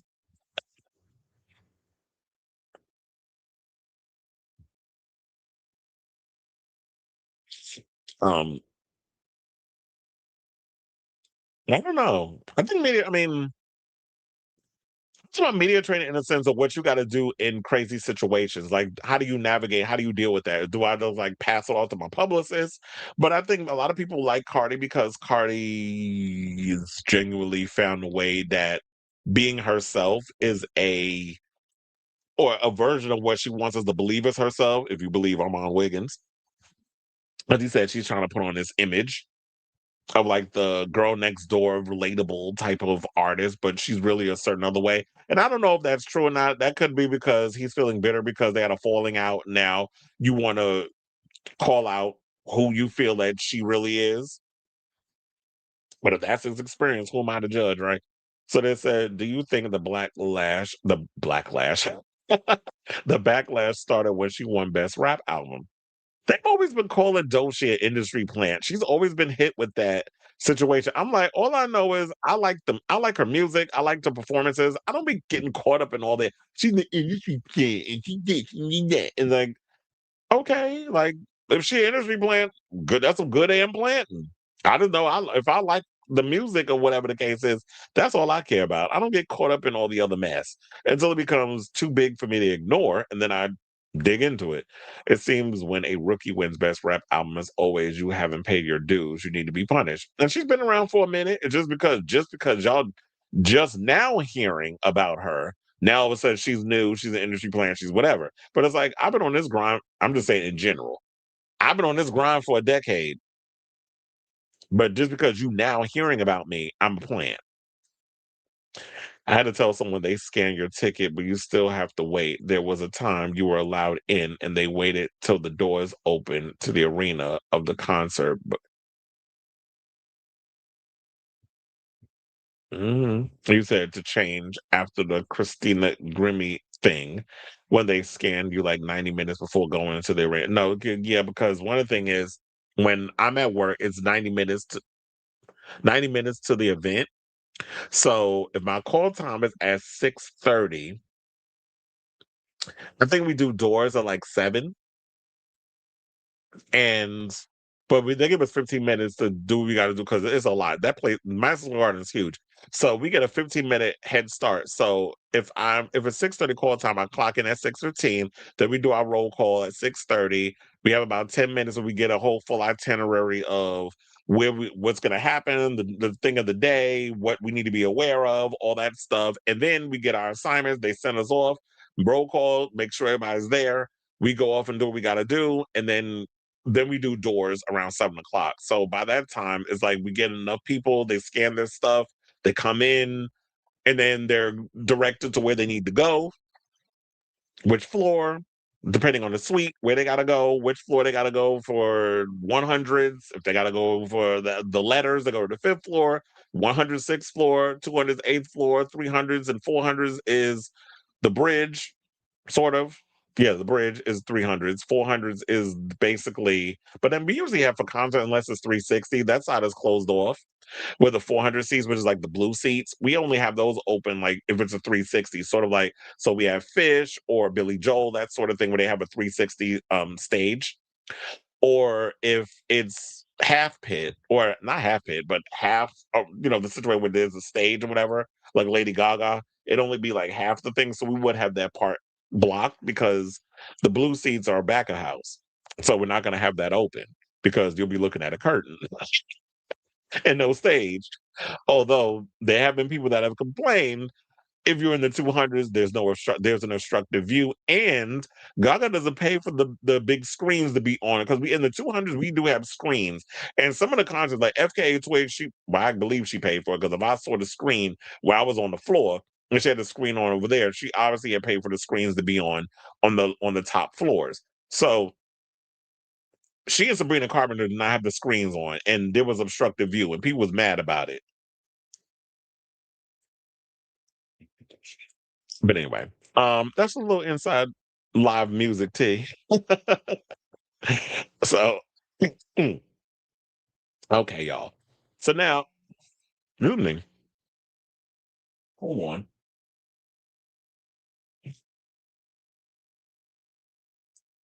So this weather is getting me sick. The constant back and forth change. I knew I had phlegm in my throat, whatever, but I'm not getting sick. But yeah, this weather change. What's the weather outside now? It's like we was having 73-degree weather. Now it's 49 degrees. It's chilly. It's just like I can't. And then it's been raining. Then it's not raining. Then it's windy. Then it's sunny. And it's like, can y'all be consistent? That could be climate change. But anyway, let's get into some homosexual news. And let's talk about Lil Nas X. So Lil Nas X, we have some latest news on him, what he's going through in regards to that whole mental health diversion that his lawyers were trying to get for him. Well, it looks like some good news on his part because Little Nas X has been granted exactly what his people need. So I guess what they're saying is that should he complete, his stint and whatever the case is, that his felony battery case when he put to rest. So the Grammy-winning musician, born Montero Hill, appeared in a LA County courtroom on Monday and was granted entry into a mental health diversion program. The judge found that his arrest late August for alleged found that his arrest last August for allegedly battering 3 police officers was aberrant from his normal conduct. The court determined the incident was linked to the artist's subsequent diagnosis of bipolar disorder. Did I even mention that he had that? I don't think they mentioned that, but that's news to me. Or maybe they did and I forgot. But he was diagnosed with bipolar disorder. And so long as he complies with the treatment plan and obeys all laws for the next 2 years, the case will be dismissed. This is according to Judge Alan Schneider. When treated, he is much better off and socially is much better off, the judge said, adding that Hill appears to be doing very well. The judge said Hill may not possess weapons or threaten any violence during the 2 year program. I'm thankful, just very thankful, Hill told Rolling Stone outside the courtroom after the hearing. It could have been much worse. Now, as he left the courthouse, Hill, who's 26, said he's just going through the flow of life. Asked about his treatment, he said, I'm here, baby.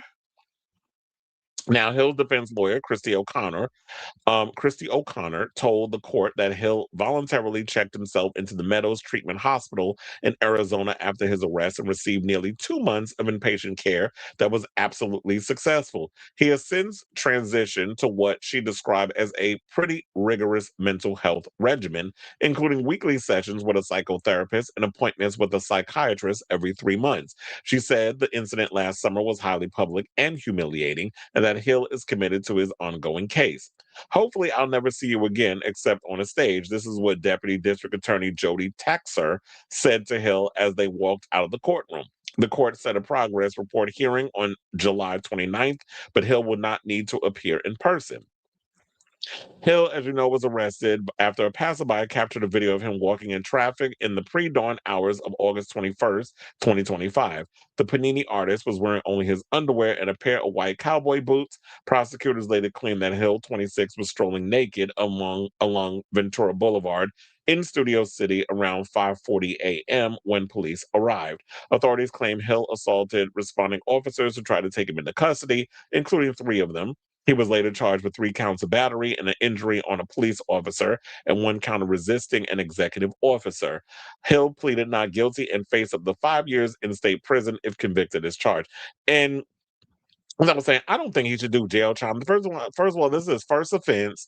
I don't think he meant anything by what he had done. And on top of that, we found out that he was diagnosed with bipolar disorder, so he has a mental illness, and he's working on making himself better. He's treating his mental illness, and as long as he follows protocol and follows the program and keeps his I's dotted and his T's crossed and stays on the straight and narrow, I think he can put all this behind him, which is all what I wanted from him anyway. Because I don't think prison is a place for someone like Montero. I'm not saying because he's a homosexual. There's a lot of arrogance behind prison walls that are survivors and able to work whatever they're doing in there out. But for him, he needs much more treatment than just being locked up in prison. And prison is not the answer for everybody when it comes to dealing with the mental illness or whatever the stresses of the business, and that's taking its toll on him. So hopefully he's able to work everything out. He's working on himself. And once he's able to work on himself and keep himself on the straight and narrow, the one thing I'm really hoping is that he can get back to making music. And like I said, what I would like for Montero to do is step away from trying to be the hip hop definition of a rapper, where you're gay, you rap. We love all of that. The hip hop community is trying to act like they ain't a lot of stugoffs. That's the F word backwards. Um, they trying to act like there's not a lot of them in hip hop that's running around. A lot of them is in the closet. At least he's out. But what will be more of a palatable thing for him to be able to be successful is if he kind of goes in more of the electro rock, electro clash, hyper pop type of vibe. So like Charlie XCX Slater, MIA, like if you did something like that with your raps and did that with the production part, I feel like that will go over better, especially because you've got a lot of white fans anyway. And if the young alternative black queens and women want to come over, because a lot of the FKA Twig fans are like alternative R&B hip hop types. When I worked at a concert, there was a lot of them. There was a lot of black girls, a lot of black gays. It was a mixture, and that seems like that's more of and they're alternative types. So that seems like more or less the Montero audience. So I definitely want to see him have the comeback that he deserves, and hopefully it gets to that point. So shout out to you, Nazi. We rooting for you over here at Chris Avalon Unfiltered. So I say all this to say, what do you guys think of this story, the latest on Lil Nas X, where he has been granted the mental health diversion because he's been diagnosed with bipolar disorder, and he's been doing the work to make himself a much better man out here in these streets and not trying to cause them more trouble, because that arrest, I think that was a wake-up call for him. Hopefully that was a wake-up call for him. So let me know what you guys think of this tea in the comments down below.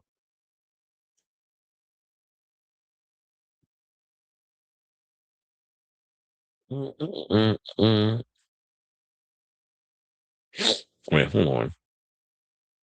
I went too far. Alien 3 director's cut just quietly dropped. Oh yeah, they well, it wasn't quiet. Maybe it was quiet, but um usually there's a list that comes out. And I did see it, but it's about here's all the movies that's going to be coming out for the month of April. And they've got all kinds of cuts of the Alien movies. They got the director's cut, I believe, of Aliens. There's the director's cut of Alien 3.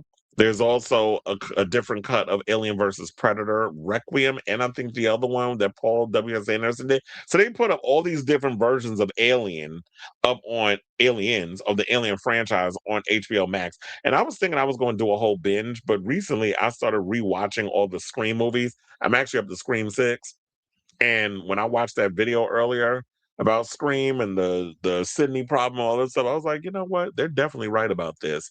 I think the reason why they've not been able to move beyond Sydney Prescott with Scream is because y'all have not been able to find a final girl that sells all the different nuances and emotions, that the emotional journey that these movies take you on.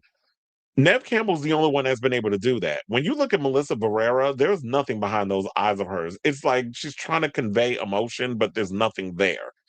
If anything, I think what you should have did was make Jenna Ortega the new Sydney Prescott, the new final girl for the Scream franchise. But y'all didn't. Y'all went with Melissa Barrera, and she wasn't a good choice. So once she got fired and all this other stuff that was going on because of the whole free Palestine thing, everybody started going on and having a little discourse and throwing tantrums and the protesting and everything.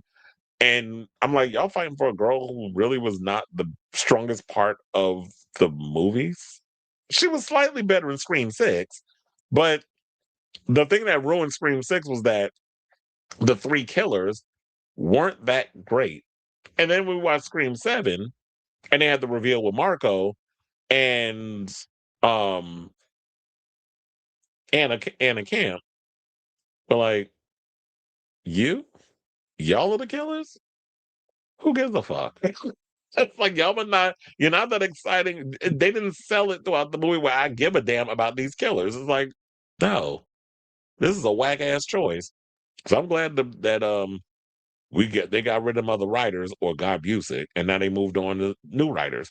I can just hear celebrity privilege being screamed by a certain child. I just know this. Please, they're annoying. You say I just know this queen is going to release a comeback single, reference himself, and act a fool, and the single was still. At least he still has the longest running consecutive number one. Well, Old Town Road. When I was watching Sabrina's the music video, I kept thinking, when will men be able to make a homosexual music video like this and be praised for it? Rush music video doesn't count. Well, maybe Troye Sivan gonna have to do it. Twerking on the devil was not smart. He's lucky he's still here. God, please find this young man and let him. Um, one of the things I didn't like about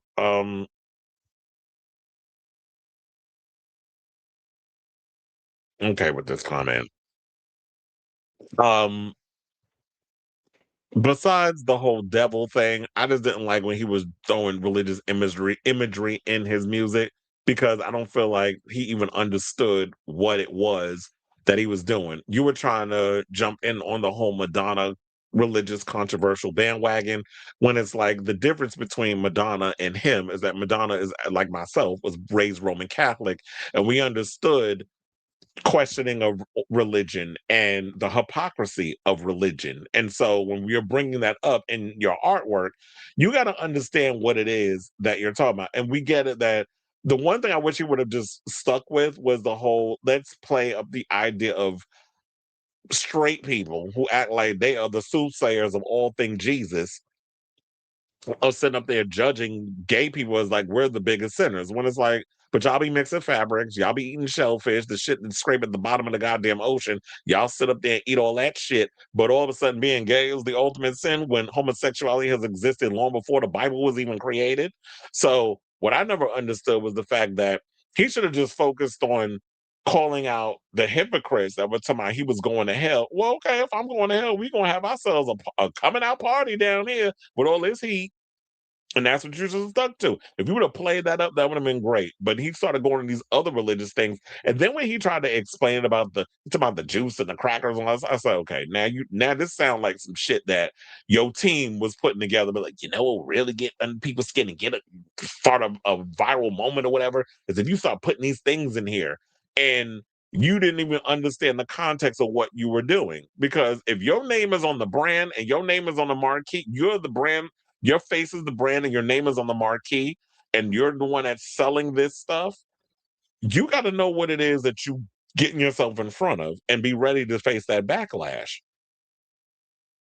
Which Madonna had to do when she would come out with the religious imagery, especially when she made Leon Jesus in the Like a Prayer video. I sent you a grab. MAGA supports the Iran war place. The funny thing about these maggots, y'all are so damn phony. Y'all talk about y'all voted on no new wars, this, that, the other. But now that the man is saying now he wants to go to war, y'all move the goalposts every time. Whenever because y'all can't detach yourself from the tit of this cult. Nas went to rap because he felt he had no choice because of his skin color. But I think him being rejected was hurting him, in my opinion. Also, he's got a big enough fan base. Go independent. I feel bad for that kid. There was a fake account under his name posting trans women aren't real women or something along those lines with pictures of Sophie, and people thought it was actually him. Are you talking about Lil Nas X? Somebody went and lied about that. I saw Mariah Carey was at some church on Easter. I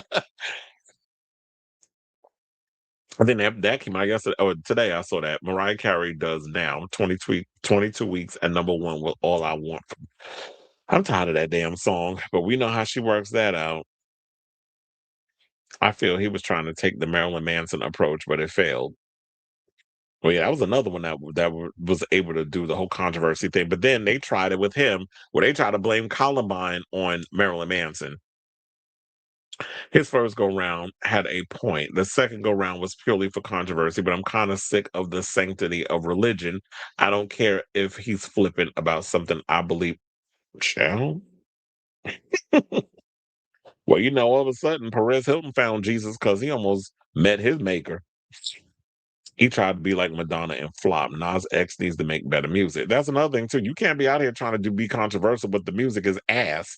Like you got to have the songs to back it up. And that was the good thing about that was the thing about Madonna is that even at the end of the day, if y'all found that it was a bit of a misstep with the controversy, at least she wasn't running around here with doing the controversy with a shitty single.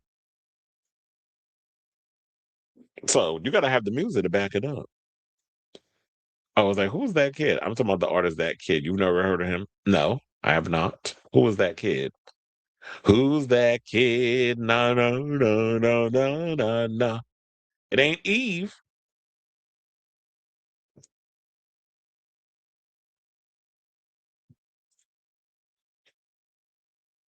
Or you talking about Kid Ken?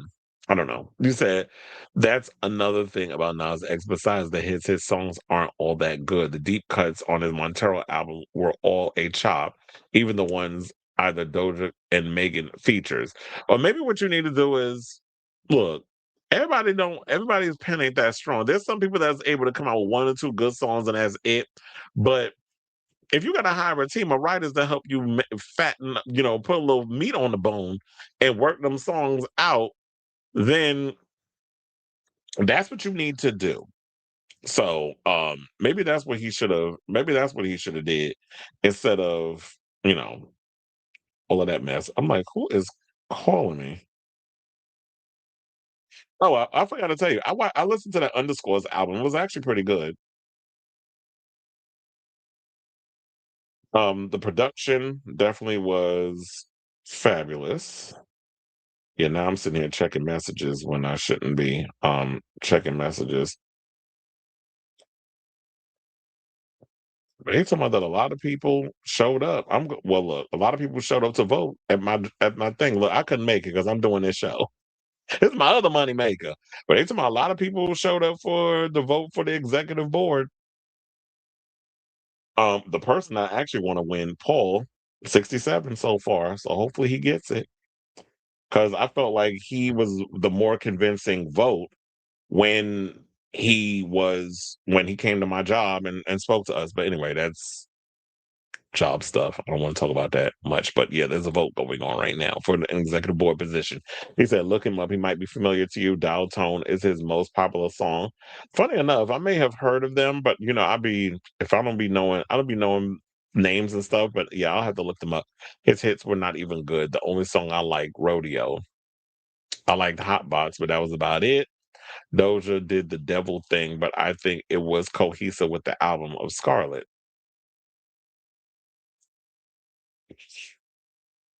Yeah, the production on it was good and the vocals and all the stuff. So I was like, okay, this is the type of music I like listening to. But anyway, let's move on to our final topic.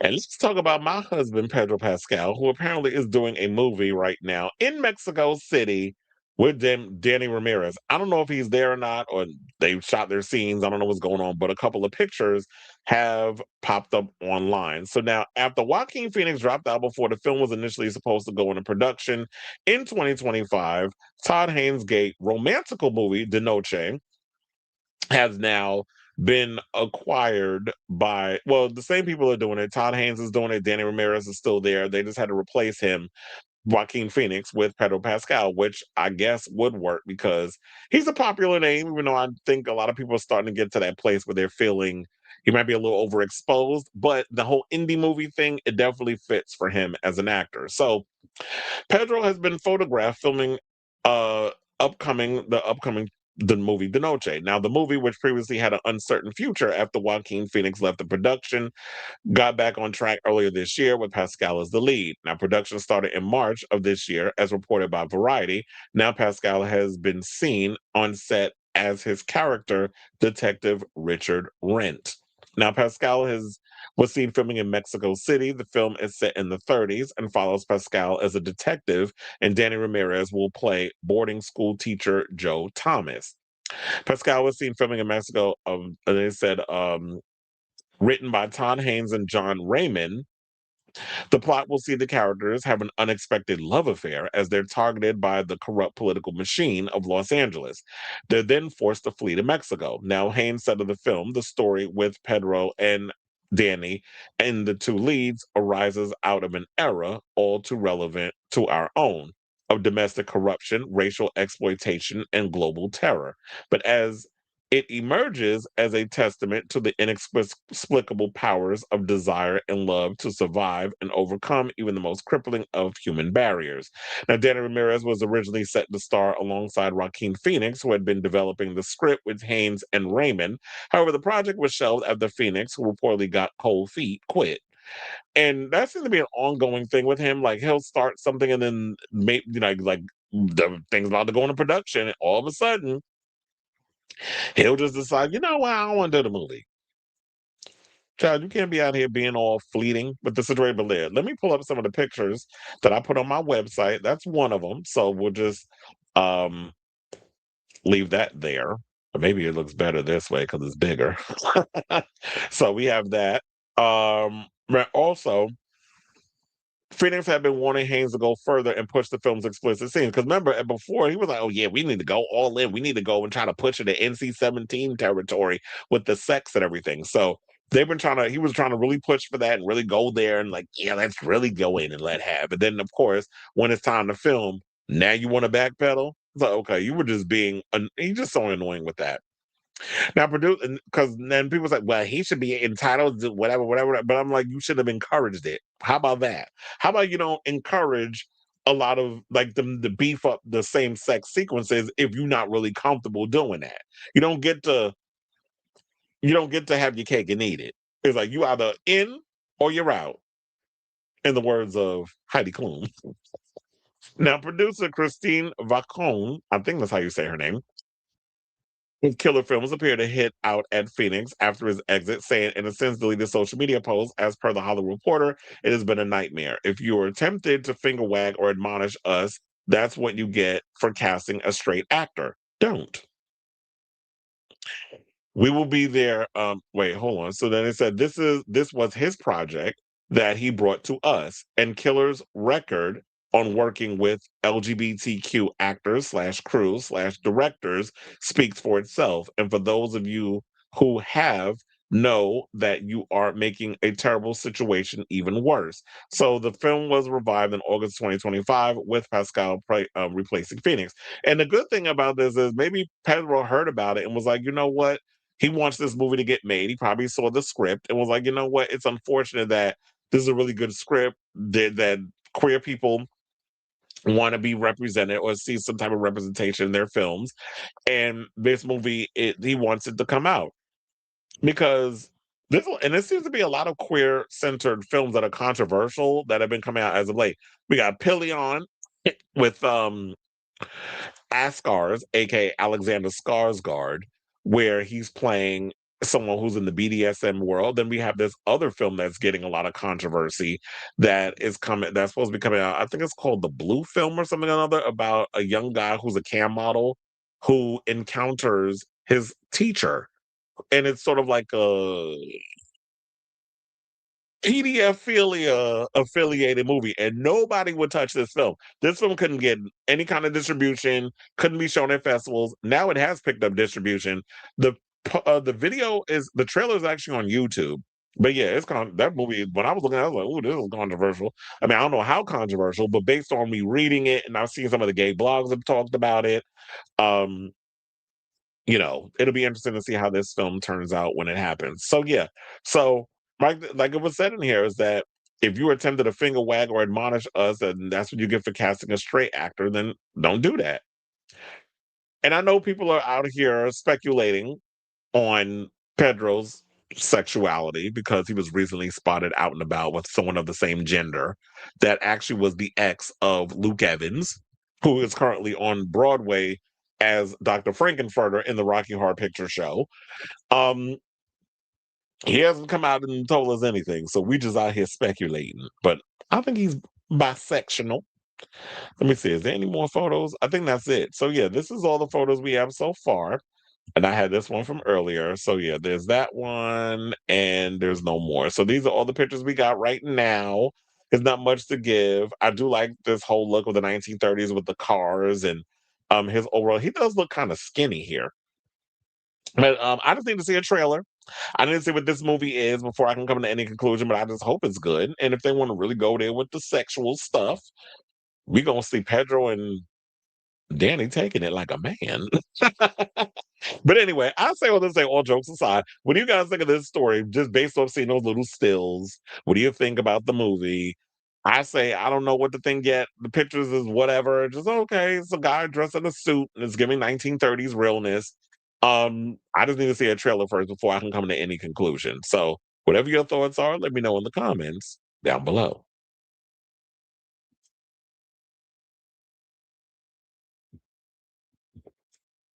I think Pedro is my favorite movie star right now. He's great at his craft, and he minds his own business as he should. And we like actors that put their head down, do the work, and mind the business that pays them. I should have asked you this a long time ago. What do you think about your man allegedly being child? I did hear that tea. And it's like, yeah, you out here saying all this advocate stuff, but yeah, the word on the curb is Pedro's dating a Zionist. I saw someone say he got ugly after he shaved his facial hair, which presents his bruised soul. We'll say that. I didn't like him when he shaved his face. I was like, oh, go back to that because it's weird. Because it's like,